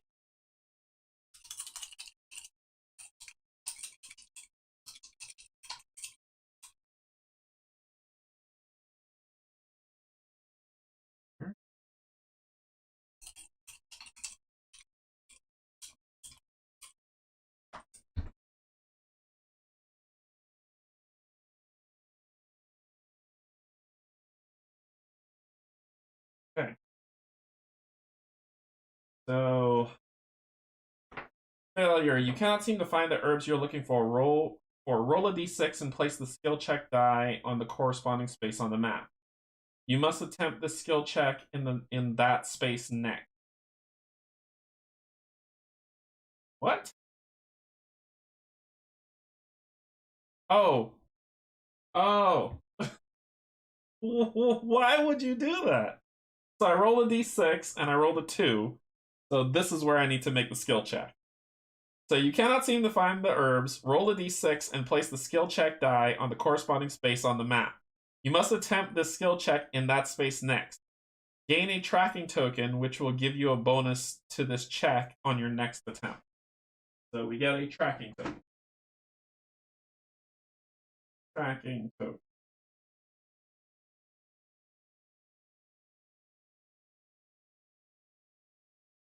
I don't know what that looks like because there is no image of what a tracking token looks like.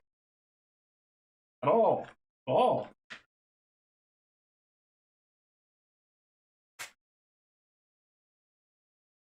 Where are the Fruit Loops no tracking tokens? There are no tracking tokens. Doors, tombstones. Tracking tokens, affliction, cauldron, color targeting, custom affliction, treasure, snare. So it must be a base token. Tracking token. Yeah. Targeting, flame, lever.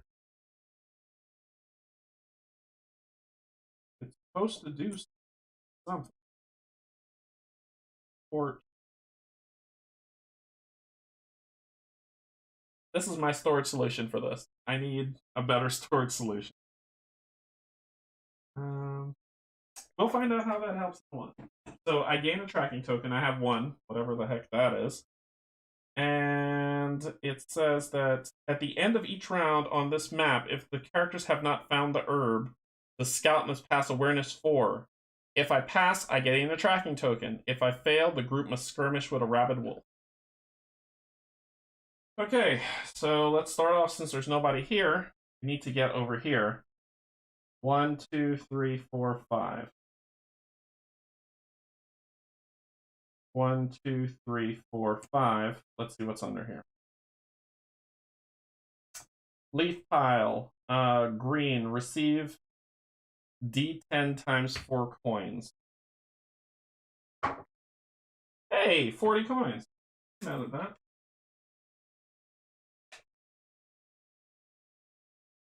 Uh, 10, 20, 30. Couldn't roll that for the other thing? 40. Yeah.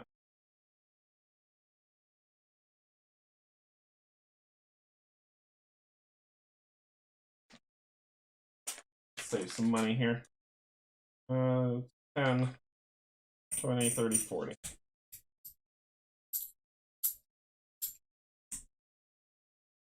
Yeah. 40 coins. Huzzah! Okay. So that ends that. You're the scout. You need to do an awareness 4 check.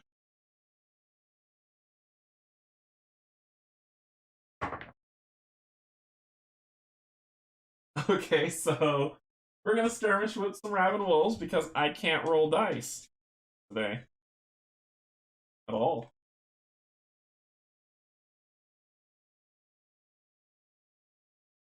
Rabid wolf. We're gonna skirmish with some rabid wolves. We're gonna roll a d4, which is probably gonna be a 4. Ready? Told you, a 4. So no modifiers. It is dusk, so they are going to attack first.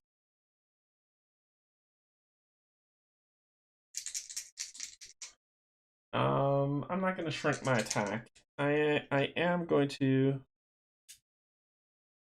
They are woodland nature creatures, so I get a +1 damage on them against nature foes, but that doesn't matter in a skirmish.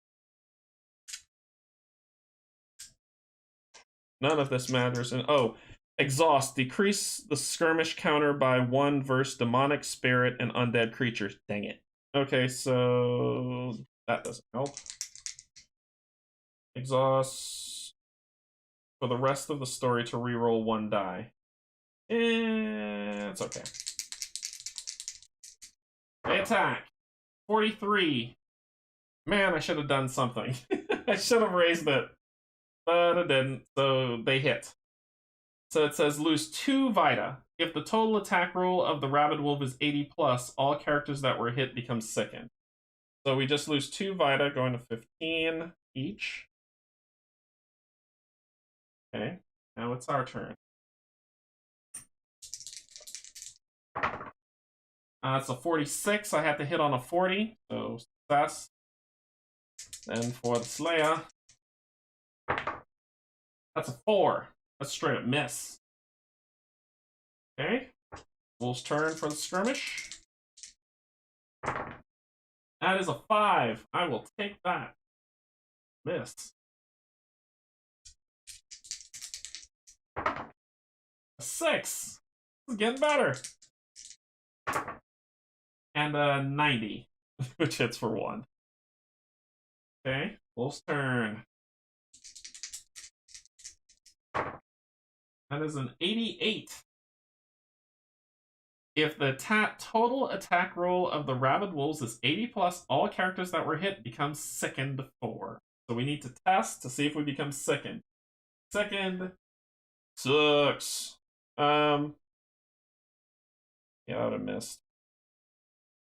Oh, I got +3 on her because she's favored. Okay, so I get +1 on that check.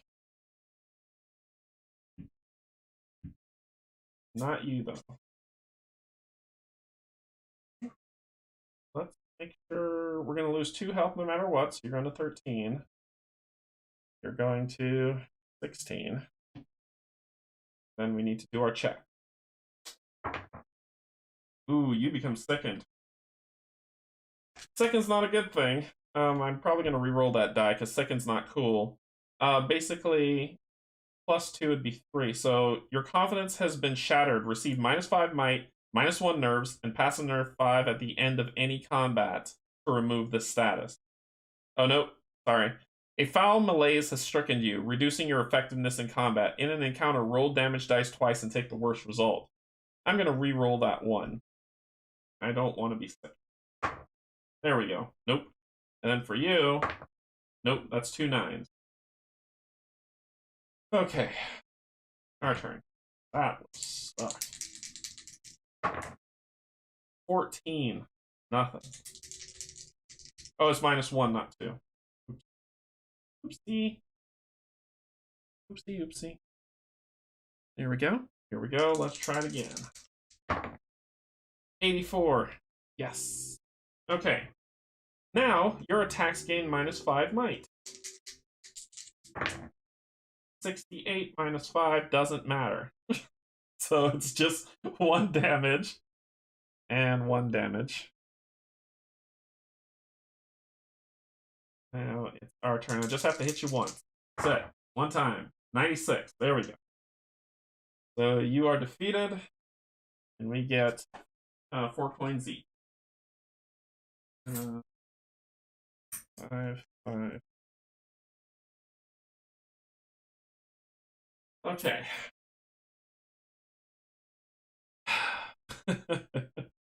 Alright. So next round, it's gonna be 1. Should I do like 1, 2 to see what this is? 1, 2, and then we're gonna test this. And I need to, I've gained the tracking token. Whatever the heck that does.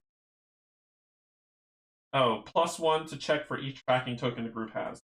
So we've got 1 tracking token for sure.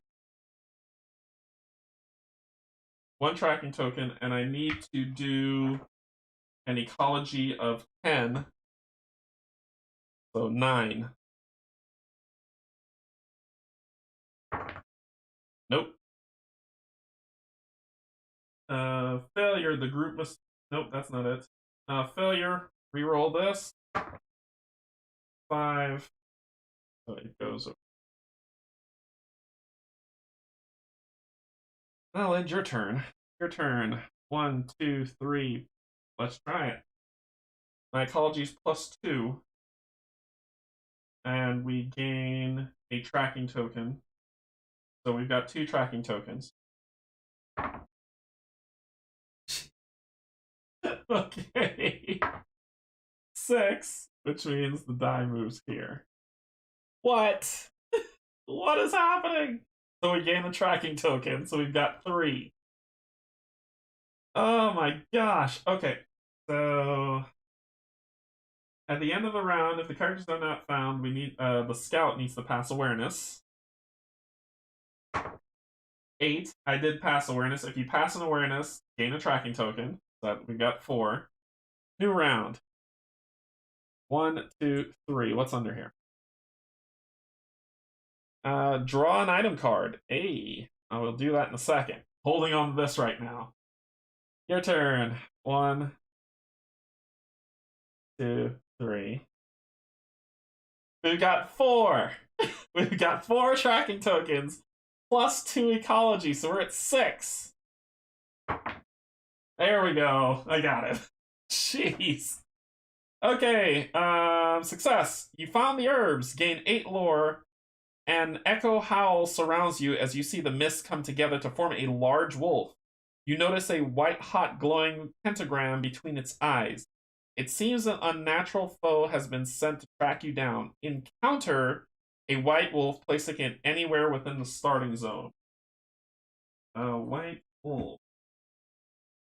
Isn't that like the Winter Soldier? We encounter the Winter Soldier. Oh, for people who play Madara, look at that. That guy's there. So, the White Wolf.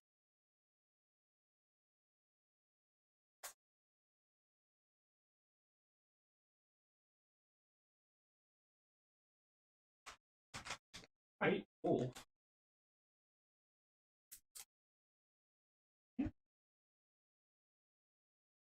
Werewolf. Watchman. Can I run away? I want to run away. Get back! Warned ya! Found. Priest. Vested. Revenant. Skinwalker. White Wolf. There you are. Okay, so now you get to see combat. So we've got the White Wolf. White Wolf comes from the base game. So I pull that drawer from Creature Crate.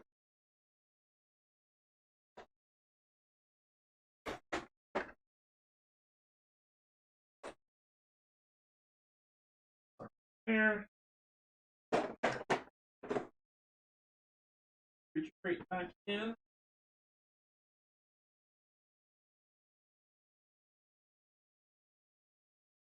Okay. Isn't the White Wolf Geralt? I thought it was the Winter Soldier. Alright, so encounter a White Wolf, placing it anywhere within the start zone.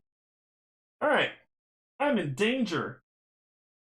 So the White Wolf is what's the symbol? I need to find out the symbols on the thing. I never memorized them.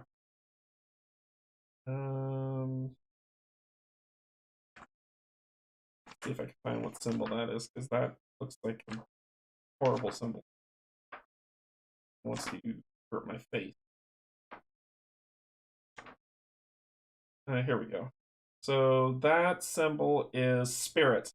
No longer of this world, but forced upon it. Spirits represent those who have gone from life, yet still linger because of some unspoken debt. They are represented by ghostly figures. Okay. This is bad. So let's see what we'll do.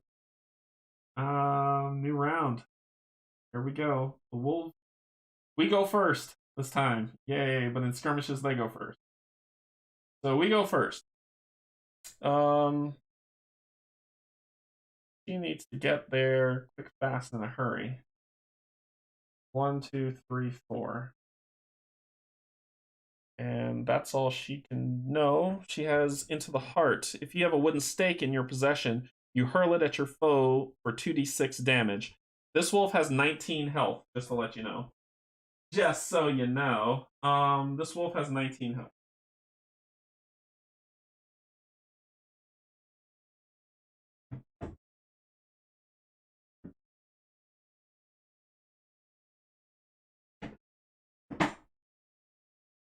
Box O dice for 19 health. You can see it nice and proper. 19. This wolf has 19 health. Okay. The Woodsman is going to 1, 2, 3. So you can get in melee range. Place a tracking token on a nature or mortal foe, so I can't do it there. Alright, so let's get the hack in.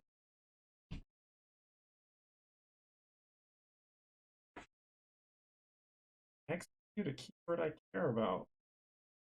Don't give me words I don't know what they mean. Alright, so we're gonna attack. The wolf's defense is 51. It moves 5. And it's dusk, so it gets a +2 to its might.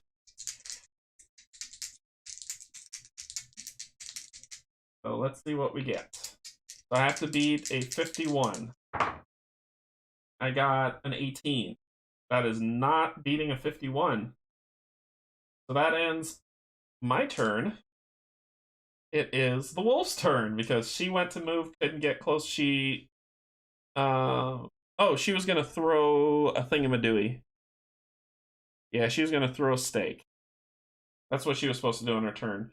So the stake does hurl it at your foe for 2d6 damage. I don't even have to roll to hit. +1 damage to members. Oh, yeah. So that is 5 damage going to you. You go down to 14. And it would cost you 1. I forgot to do that. Okay. Now it's the wolf's turn. Wolf is going to... Huntsman seems yummy, so the wolf is going to attack. For 45. That hits. So we look at this die here. Whenever we roll for the wolf, we look at this die here for this number, and that number determines what the wolf does. So, tooth and nail. The wolf claws and bites you, causing 1d6 plus 1 damage. If his attack roll is greater than 85, he immediately attacks again. Thank goodness it wasn't. So, come on, 1. 4 plus 1, 5 damage. 1, 2, 3, 5. I'm at 8 health. Oh, I was supposed to draw an item card. I got a chair leg. Attack rolls greater than 90 make corporeal foes fractured 6. Corporeal means non-ghost. So I've got that to use if I need to. That was the item I found from the leaf pile. Okay, so that's the end of the wolf's turn. Now it's my turn. For the Slayer, I'm gonna move on in and take a swing. Gain an extra attack against undead foes. You're not undead. You are not undead. But I will throw another stake in your face. Prevent a foe from summoning another creature. Yep. Let's see what we can do. 21! Not 51. Maybe a little bit. And it's this guy's turn, so he's going to take a swing. There he is. 65, thank you. So I'm going to roll a d4, add 1 to it, plus... So 4, so max damage. 4 plus 1, 5, plus 2, 1, 2. 7 damage. So... 7 damage is from 14, knocks you down to 7. I'm mad at that. Max damage. Nice. And what I did with that was, I rolled a d4, I got a 4, so 4 plus 1 for the execute, which is 5, plus my damage bonus, which is plus 2, so 7. And then he's got movement. Why? Nah. The wolf's turn. The wolf is going to attack. This time I'm going to let the Slayer be the one that's the focus of the attack. The wolf rolled a 3! Double zeros and a 3. Miss. You don't attack twice, my friend. You just attack once. Alright, so now it is our turn. Slayer first.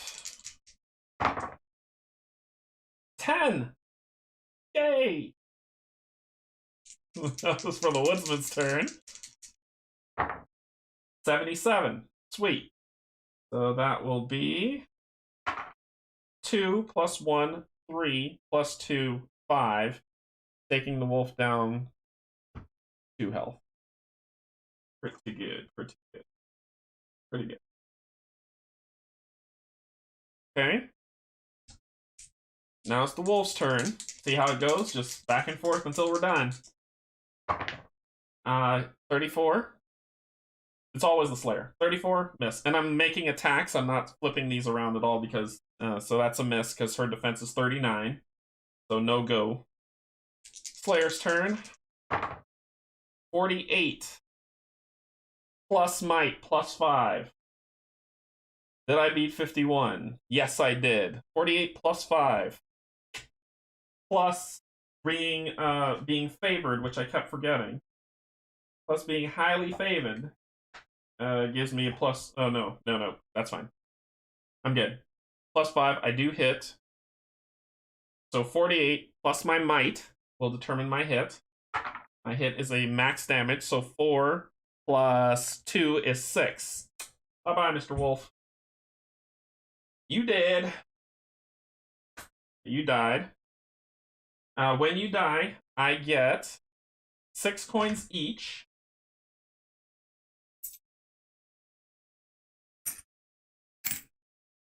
And 20 lore each. So we're at 58 lore. And Wolf is out. Okay, so where are we in the story? Where are we in the story? The wife wolf is defeated and disperses into mists. Who could have summoned that spirit wolf to end your lives? You leave the area and make your way back to the priest. Travel back to the Church of the Crossroads.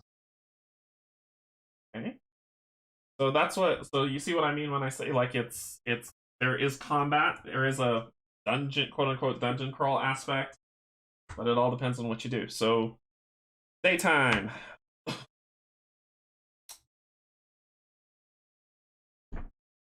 8 health left. Ew. Let's see if we can get back to town. Okay. 1, 2, 3, 4, 5. Fauna. We found a wounded fawn laying on the edge of the path, a foul claw stuck in its rib, oozing green ichor. Any one character must pass Ecology 6 to learn something about the claw and gain 15 lore. Failure causes you to injure yourself on the claw and gain a corrosion token. Well, you're my ecology man. So what do you got? 5 plus 2, that's enough. So we gain 15 lore. We gain 15 lore. 15 lore.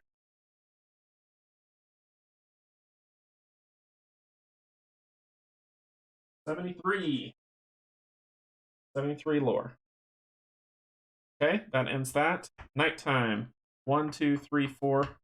Wayland Point. Okay, now we can do things. Alright, so we're going to grab another rumor. It said for story. 1 per story. So I gotta wait until in between stories before I do Rumor City. So, we're in town. Let's do some stuff. We can do 2 things in Wayland Point. And how do I know that? If you look at this card, Wayland Point, 2 services per visit, per character. So we're gonna have him take a snooze, spend 10 coins to heal for 3. 1, 2, 3. Get back up to 11. We're also gonna buy something. You got money. The market is shut, so we can't barter, torch, we can't do any of that stuff. What can we do?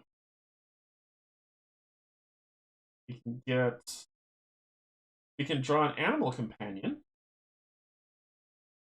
do that. Train an animal companion to attack for 1 damage during your turn. Yeah, cannot train the same animal companion. So for 30, we can also buy some bandages.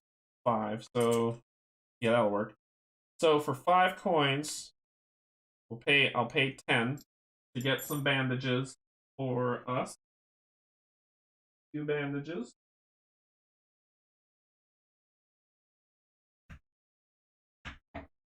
Okay. And then I will spend 30 to get an animal companion. Or can't I hire a militant guy? 15 gold armed companion. That's to make them tough.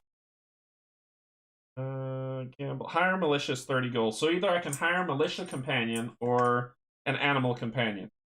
You're a woodsman. Animal companion it is. You come over here to animal companion, shuffle it up, and grab one.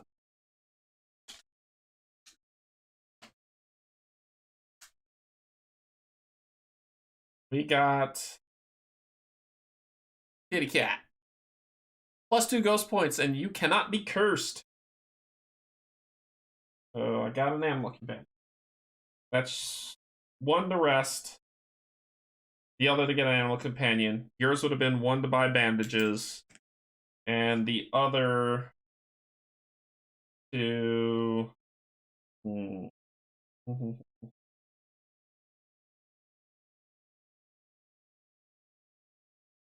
Hire a character to gain +1 stride on the world map for 1 chapter. Only applies to the character purchasing it. Yeah, I'm gonna do that. I'm gonna hire from the stables. I'm gonna hire a carriage to gain +1 stride, so I'm at 6 stride for my 5. That'll end my turn. Okay, daytime. So I've got 6 stride for this. Says +1 stride on the world map for 1 chapter, and we're still in that first chapter. So 6. 1, 2, 3, 4, 5, 6. Road event. And it is daytime. Burn the cinders. Smoke rose from a circle of scorched earth. A burned shoe was the only evidence that a person had been charred there. 1 character must pass awareness 6. Okay. So your awareness 1, your awareness 1. You've got more health, so you're going to roll it. 3. That's a horrible failure. You step on an evil symbol which burns you for 2d4 snare damage. 5. I take 5 snare damage. Down to 11 health. Alright, your turn at night. 1, 2, 3, 4. Church of the Crossroads. After returning to the Church of the Crossroads, you help the priest prepare a caravan. Before we do any of that, we're at 78. Do we have enough to level up? No, we need 100. Okay. Do we want to use any bandages? Not right now. Okay, so after returning to the Church of the Crossroads, you help the priest prepare a small caravan that he is sending to the Alchemist, a man he claims will be helpful in deciphering the mystery around Moira's stone. You stand outside next to the wagon, helping to pack the goods bound for the Alchemist Tower when a tremendous explosion comes from the church, and a piercing shriek chills your bones. The priest turns to you wide-eyed. That sounds like it came from the cellar. You burst through the doors and down the stairs to see that the back door to the cellar has been blown to pieces. 2 gnarled witches converge on Moira, spewing their arcane curses towards you.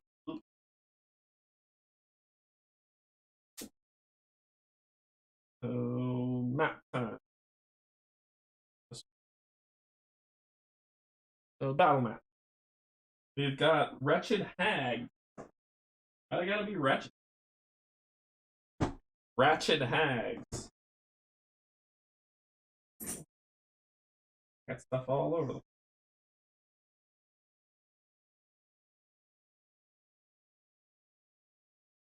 I'm gonna hold them up in a second, and we're not skirmishing, we're fighting. And let's see the minis.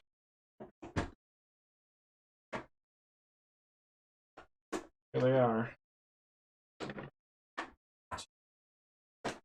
These are pretty solid. Not as detailed as the scent, but they're pretty solid. There you go. Enjoy that view. Oh, that was standing over you while you were sleeping at night. Okay, so there's one here. One here. There is a die that here. There are clues.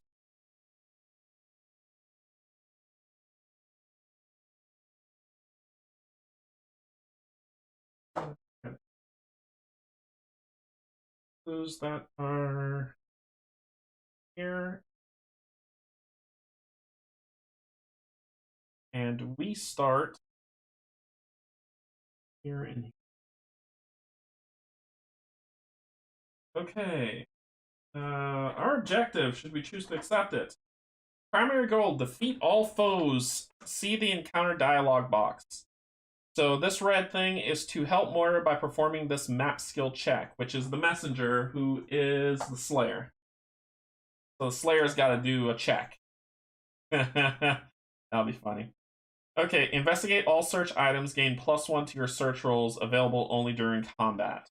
The encounter 2 wretched hags. Until you help Moira by completing the map check skill, the hag's defense is 80. Dang! Okay. A character with the blue story, don't have it. If the priest companion is not currently in play, a random character receives him for this combat only. Priest. Here you are. So this is the priest companion. You get +1 faith and +1 nerve. Well, it's gonna be her because she has to do the check. Okay, and it says a random companion, so let's. Yep, odds evens. Odds 3. Okay, so it still worked out. Alright. Here we go!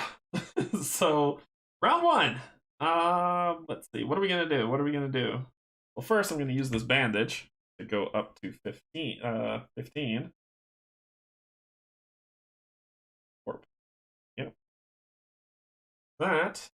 Then let's start doing. Let's get over there so I could throw this stake in one of their faces. So 1, 2, 3, 4, 5. Remember, it's only 6 on the world map. And that's where I'll stop. There are obstacles here, so they can't just like walk through obstacles. That'll be it for me. Hunter's turn. I will spend my bandage. Go up to 15 as well. 80. Jeez. 1, 2, 3, 4, 5. And that'll end my turn. Okay, witches' turns. It's dust, so they get +2 to their attack roll. Defense 47. Their stride is 5. And they do some nasty stuff. Some really, really nasty stuff. Alright, so let's see if they can get to us. Stride is 5. 1, 2, 3, 4, 5. You are a melee character, so you can't range me. And you have the symbol of star, which is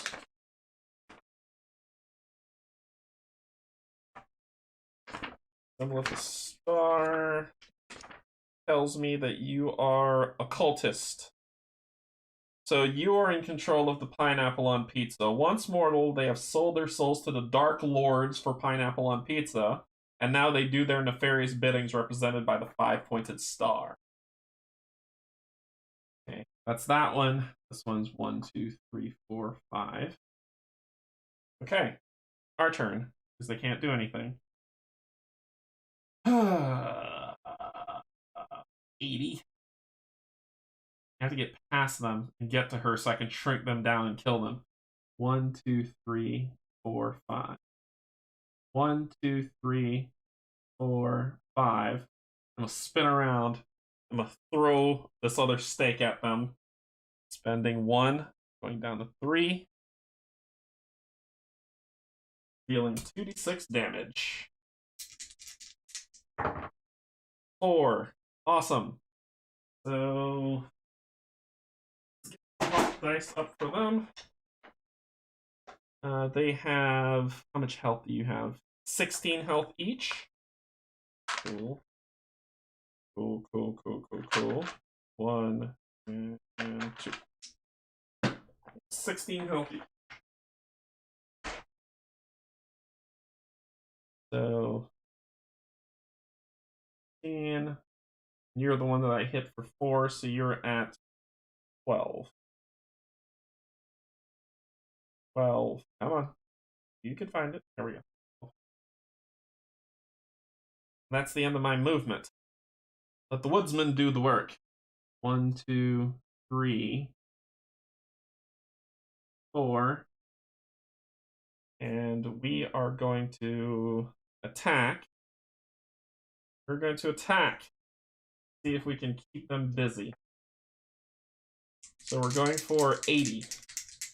80. That's a 20. That's nothing. That's a miss. Okay, we're gonna have to start doing defense now. So the Woodsman's gonna go into defensive mode after this combat round. All right, the witches. They are going to attack, and it's a 36 they gotta hit. So the first one, 67, so that hits. The 7's there. So lick of Abhorrence. The hag licks you with corrosive goo. Ooh. Lose 4 Vita and gain a corrosion token. If already in possession of a token, reset its counter. So lose 4 Vita. I go down to 11, so what I just healed. Gain a corrosion token. It says lose 1 Vita for 4 rounds. Yay! Alright, so this is round. So, there we go. And then the next one attacks.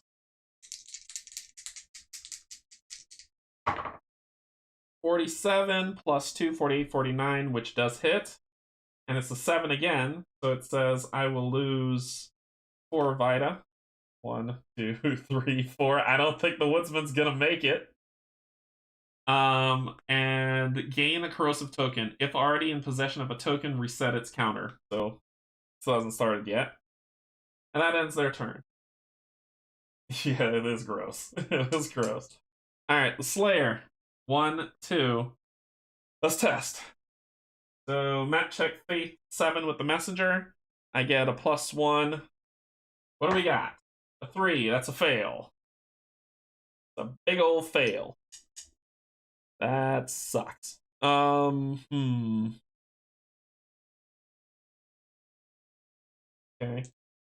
Then his turn. Gonna try to get that 80 again. This time he's going to go into defensive posture. And he's gonna try to get that 80 again. 24. Nope. So now it is the hag's turn. Oh, started around 1, so I lose 1 health. And then I rolled a 9 for the first one, which misses.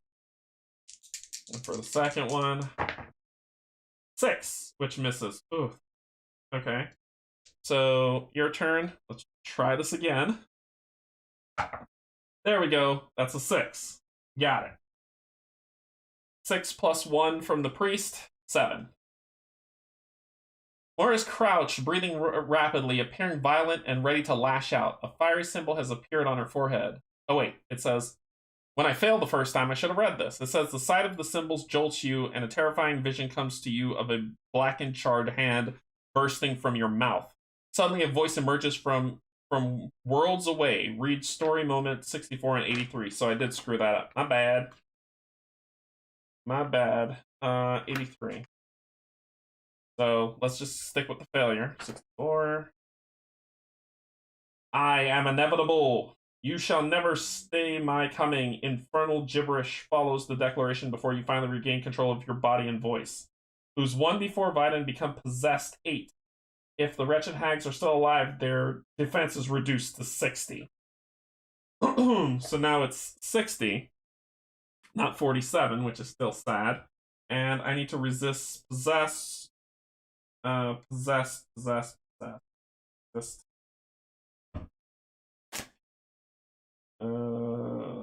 faith. Okay. You're possessed with a demonic presence while adventuring, and during combat, allies within 1 aura of you lose 1 vita at the start of each round. I rolled a 1, so I'm possessed. Yay. Okay, so that would have been the last turn that I did. So now this round, it would be 1, 2, 3, and then I'll attack. I was not able to save her. I got possessed. Okay, so let's get to killing. So they're down to 60. And that's a 50, so that's a miss for me. God, I'm not gonna be able to kill these ladies. He'll do 89. Yeah, because it was a 50 plus 5, which would have been 55, which wouldn't have been enough. 89 minus 10, 79, which is enough to hit them. Gotta keep remembering to do my might. It's a lot to keep track of. Oh, wait. They are mortal foes. They're just cultists. So I would spend the 2.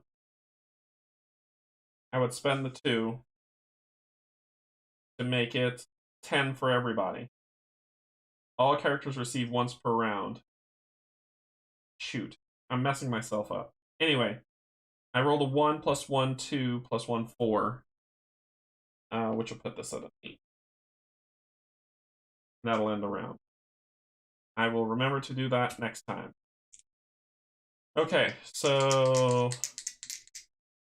And this would have been ticked at 2. You would have lost 1 health.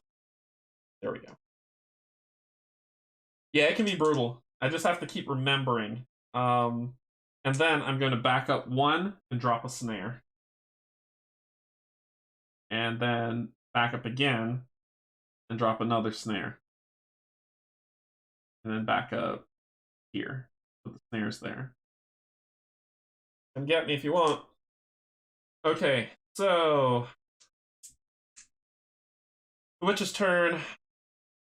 This one's going to attack her. She was in attack mode. 83, which hits, so it's a 3. Incantations of Ichor. You're stricken violently ill. Lose your next turn or 4 vita, player's choice. I'm going to lose my next turn. Crazy. Okay. Then the other witch.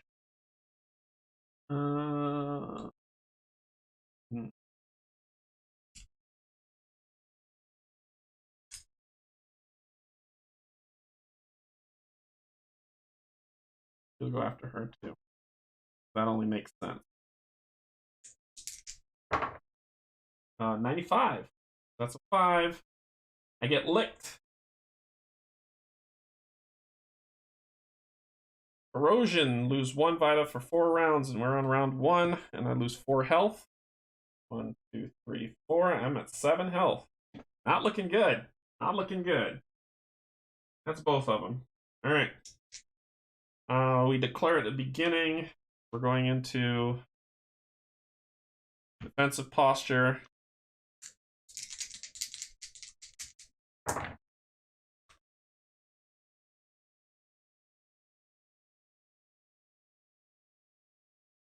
can't hit her for anything.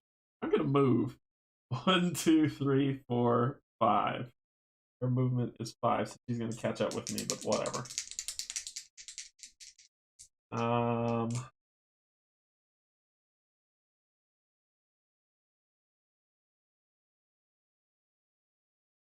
1, 2, 3, 4,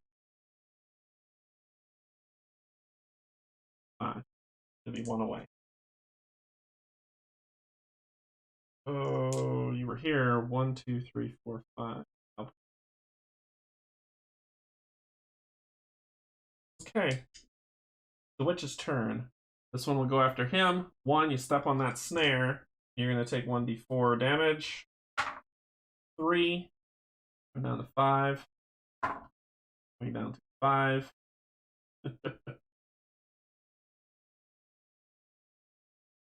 Okay. And do snares stop you from moving? There. Snares, 23.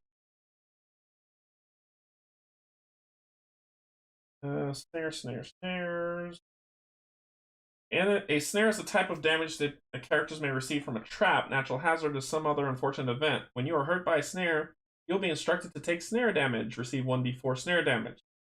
Certain characters may gain bonuses against snares, but most characters won't. Snares affects the character encountering them and any other character with range of them. The range is okay, so it doesn't stop them from moving. All right. So then you step again. 2. Take that other one. Take 2 damage. You're down to 3 health. 3, 4, 5. And you're not in range, but you got 3 health left, so hopefully I can do something about that next round. You, 1, 2, 3, 4, 5, get adjacent to where you can make an attack. You rolled a 51. I'm at a 49. Nice hit. So you do hit, and it's a 1. So I either take 4 damage or lose my next turn. Oh, I would take... Yeah, I did that all right. Yep, we're good. And you're at 2. You are still at... Yeah, you were at 2. If you're at 2, then you're at 3. You would have gone down. Okay.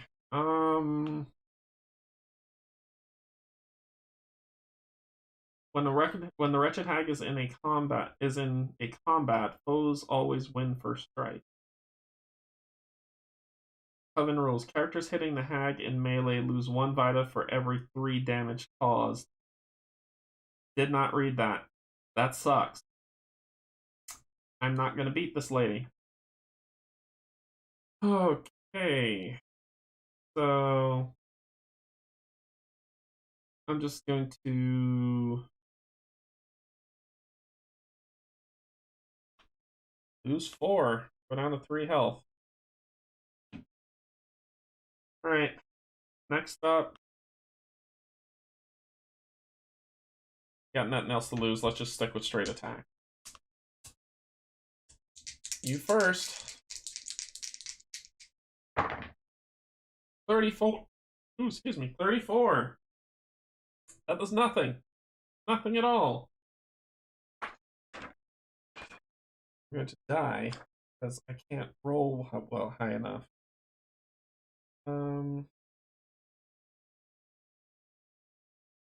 Awesome. Yep, it is what it is. Do this. So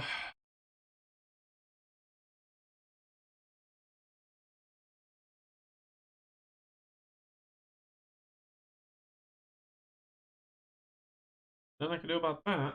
I try to move, but it won't matter.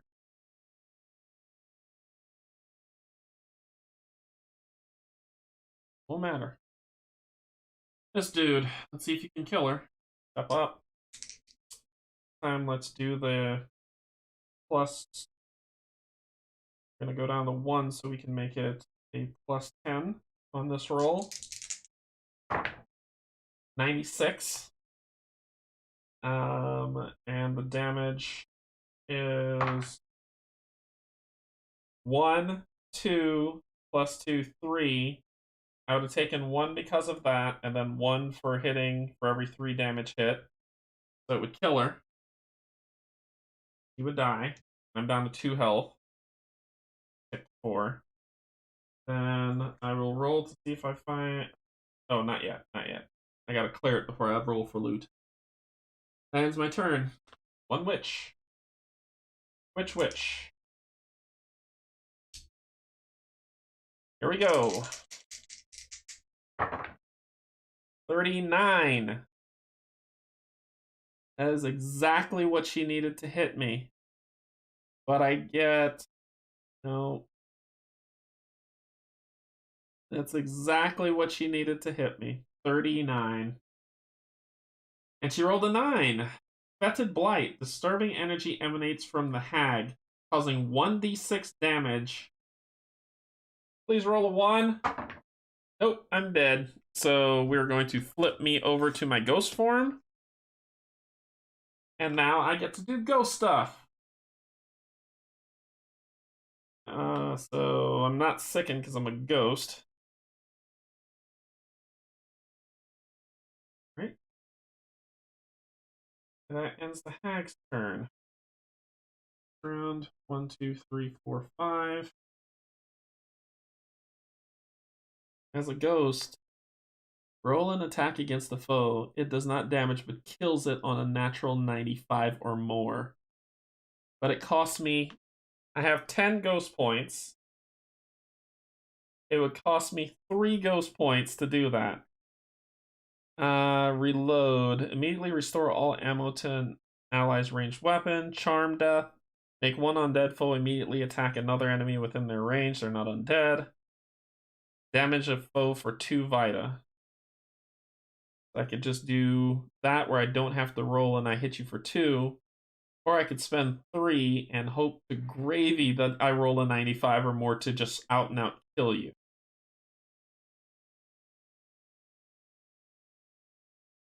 Ooh. I'm going to spend 1, go to 9 on melee to hit you for 2, taking you to 14. Alright, it is your turn, Miss Witch. 87. My defense is 38, so yeah. On 7, I take 4. 1, 2, 3, 4, so I'm down to 5. And corrosion resets. Oh, and I've taken 1 at the beginning of my turn, but I died anyway, so that's okay. The corrosion resets. This corrosion would go away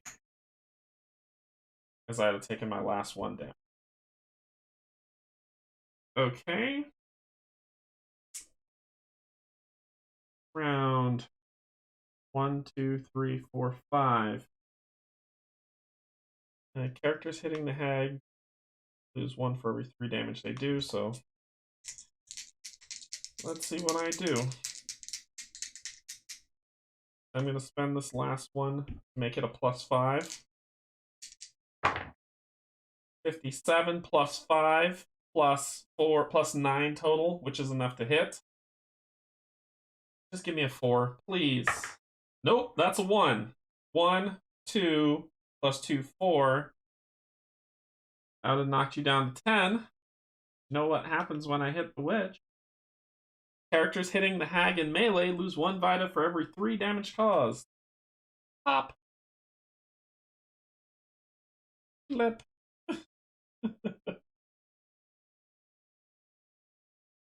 Ghosts remain. Let's see if we defeat it. If everybody becomes a ghost. Losing companions.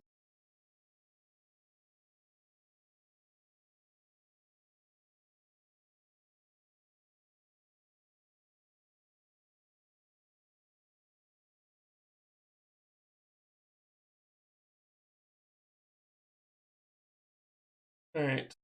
Am I back? Hopefully I'm back. Let's see if I lost this. On death and dying. When a character reaches 0 Vita, they are dead. So character ghosts. Single character death. When a character dies, they lose all statuses, positive and negatives, and companions. However, none of their existing possessions or coins are lost, as they are assumed to be in safekeeping of the group. If all characters die and become ghosts, the story stops. Yep. So, yeah. So I hit the witch, but I still took damage. So therefore, So total group death. If all characters die and become ghosts, the story stops and their bodies are eventually found by wandering gypsies and returned to the nearest town. The following steps should be taken. So we'll get to that. See if this thing says after the fight. Nope, we didn't get there. We did not get there. And that was the end of chapter 1, too. So we didn't get there. If we would have beaten them, we'd have gotten to the end of chapter 1. But here we are. So characters are revived with full Vita and power points. We get all our health back. Each character loses 1 item at random. Characters cannot lose artifact. So I got that. I got this. That's an item. It's an ability. So in the game, you even have the potential of even losing your starting weapon. I don't do that because that's ridiculous. So I lose the cat. Companion. Here's an item. This is an heirloom. This is an artifact, so it would be this chair leg that I lose. Okay. Let's see. All positive and negative statuses are lost. Okay. All infection tokens are lost. Characters lose all companions, which I did anyway. Characters lose half their coins. I only got 1 coin. All characters receive a random tarot. We saw this from the last playthrough. Tarot cards aren't fun. They aren't fun at all. Okay. Go. Tarot cards are no bueno.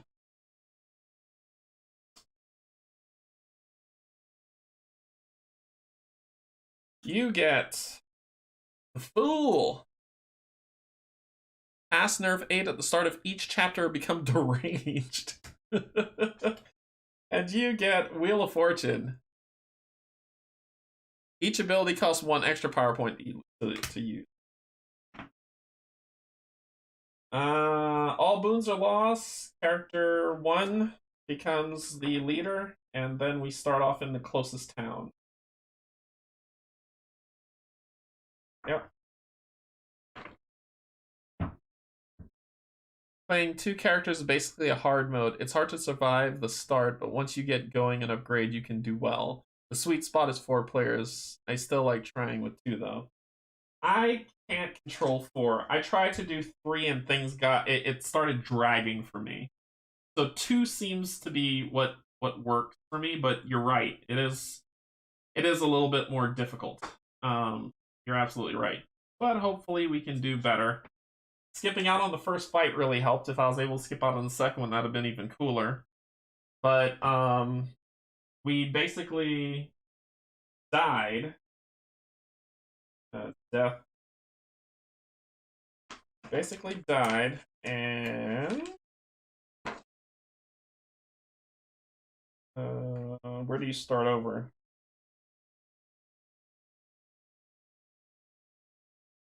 If the section of the story in which you die from the encounter dialogue does not contain instructions to follow if a total group death occurs, place the group marker in the nearest town. You must travel back to the location of your death and continue the story, skipping the encounter, event, etc. that caused the group's demise. So basically, we start back over here, and then we have to walk back to the Church of the Crossroads, skip the fight, and then go straight to the next thing. Okay. So we're at full health again. Let's finish this off. We'll finish off the chapter. We're at full health again. We're no longer ghosts, and we got our stupid tarot cards. So let's go. You first. 1, 2, 3, 4, 5. This guy is dead. Deadsies. He's gone. We draw a road event card. It would be daytime. The group must donate 30 coins. Let's see. Crops wither and famine took over the land. Our desire to help those in need compelled us to offer aid. The group must, donate 30 coins. You may give items to reach the requirement at their cost. If you cannot meet this requirement, everyone loses all positive statuses and companions. I don't have any. Don't care. And then it goes nighttime. Go 1, 2, 3, 4, 5. Back to Church of the Crossroads. So it says that you skip, and I just want to read that again to make sure. If the section of story in which it does not place the group mark in the nearest town, you must travel back to the location of your death and continue the story, skipping the encounter, event, etc. that caused the group's demise.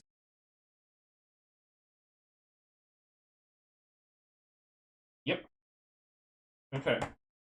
So, let's finish this off. As the last of the hags falls to the ground, you notice markings across their gnarled flesh. Marking that bears a striking resemblance to those upon on the stone Moira carries. The priest ushers you to the caravan with Moira and the supplies. He turns and begins preparing sacred rituals to sanctify and ward the church.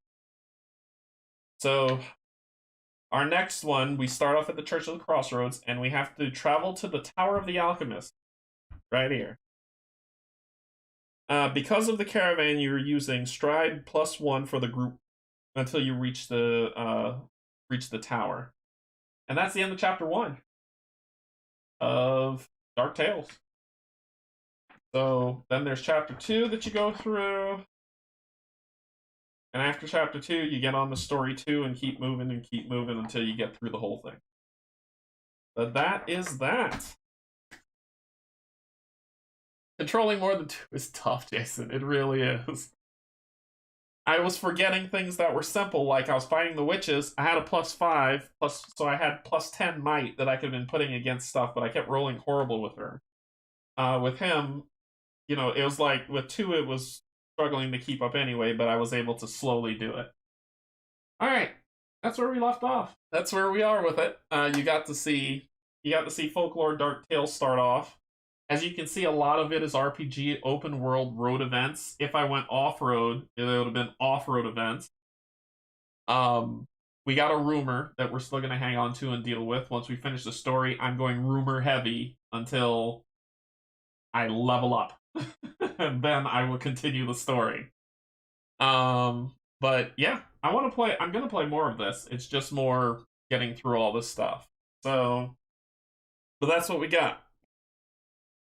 Okay, yeah, sorry about YouTube crashing on me there right at close to the end, so if you missed anything, I'm sorry about that. But you got to see Folklore the Affliction, you know, the Dark Tales expansion, which is the first one. I also have the Fall of the Spire one, which I will be playing. I'm working on setting up a stream that can possibly be going on through Gen Con. Maybe. I don't know yet. Still getting details. But once I get that kind of going, I will let my Patreons know, and then I'll let you all know. So, we'll see. But, yeah, that's pretty much what I had. Thank you so much for joining me. If you like what you saw, like, subscribe to the channel. Also hit the, if you hit the like, or if you hit subscribe, you'll get updates on new things that are coming out. Thank you for my Patreons. I appreciate you. If you're interested in becoming a Patreon, the link's below in the description. If not, that's okay. Just come hang out with me and hang out at the table. That's perfectly fine. Thank you to my 2 subscribers. I am closing in on the 500 sub milestone, which is flipping me out because that's really cool and in a good way. So we'll see how that goes. But yeah, this was a lot of fun. So, thank you so much for joining. And what's coming next? Tomorrow's an odd day. That's why I didn't schedule a stream, even though it's on vacation. This is part of vacation week. It's an odd day because there's a lot of small things happening at odd times for me. But I'm going to try to sneak in a Marvel Champions playthrough tomorrow. Or a Veil Raid. We'll see. I'll try, or maybe both. So I'll try to sneak something in tomorrow. I don't know when, so keep an eye on the channel for that. Hit the bell just for the reminder so you'll know whenever that stuff comes up. And then Thursday, I'm playing Infinity Defiance. People who are asking me, when are you playing Infinity Defiance again? Thursday, I'm playing Infinity Defiance. And then I'm also playing Aeon Zen with Pac-Man on Thursday. Friday, I won't be streaming. Saturday, I'm going to be painting. And then Sunday will be Descent. Sunday I'll be playing Descent, carrying on more of the story. And then Monday, which is my last day off, I will play another set of games and get that stuff lined up. So, a lot of content coming. I'm going to try to learn Tainted Grail to play it next week. I am going to play it next week. I'm going to try to learn it so that I can play it next week. So that's coming as well. I'm finally going to get that to the table. And there's more games to come. So if you like what you see, like I said, like and subscribe. And if I made any mistakes, put it down in the comments. I missed a couple things. I know I did. It's perfectly okay. But I had fun playing, and just let me know so that I can get it right as we continue through the story. Steven, we need you to come back. We're holding off on Arkham Horror until you come back. So when you come back, we're going to continue with it. So we're going to play Aeon's End. Pac-Man and I are going to play Aeon's End on Thursday. So thank you so much. I appreciate you all. Have a good evening, late night, all that other good jazz. And I will see you all tomorrow for another stream.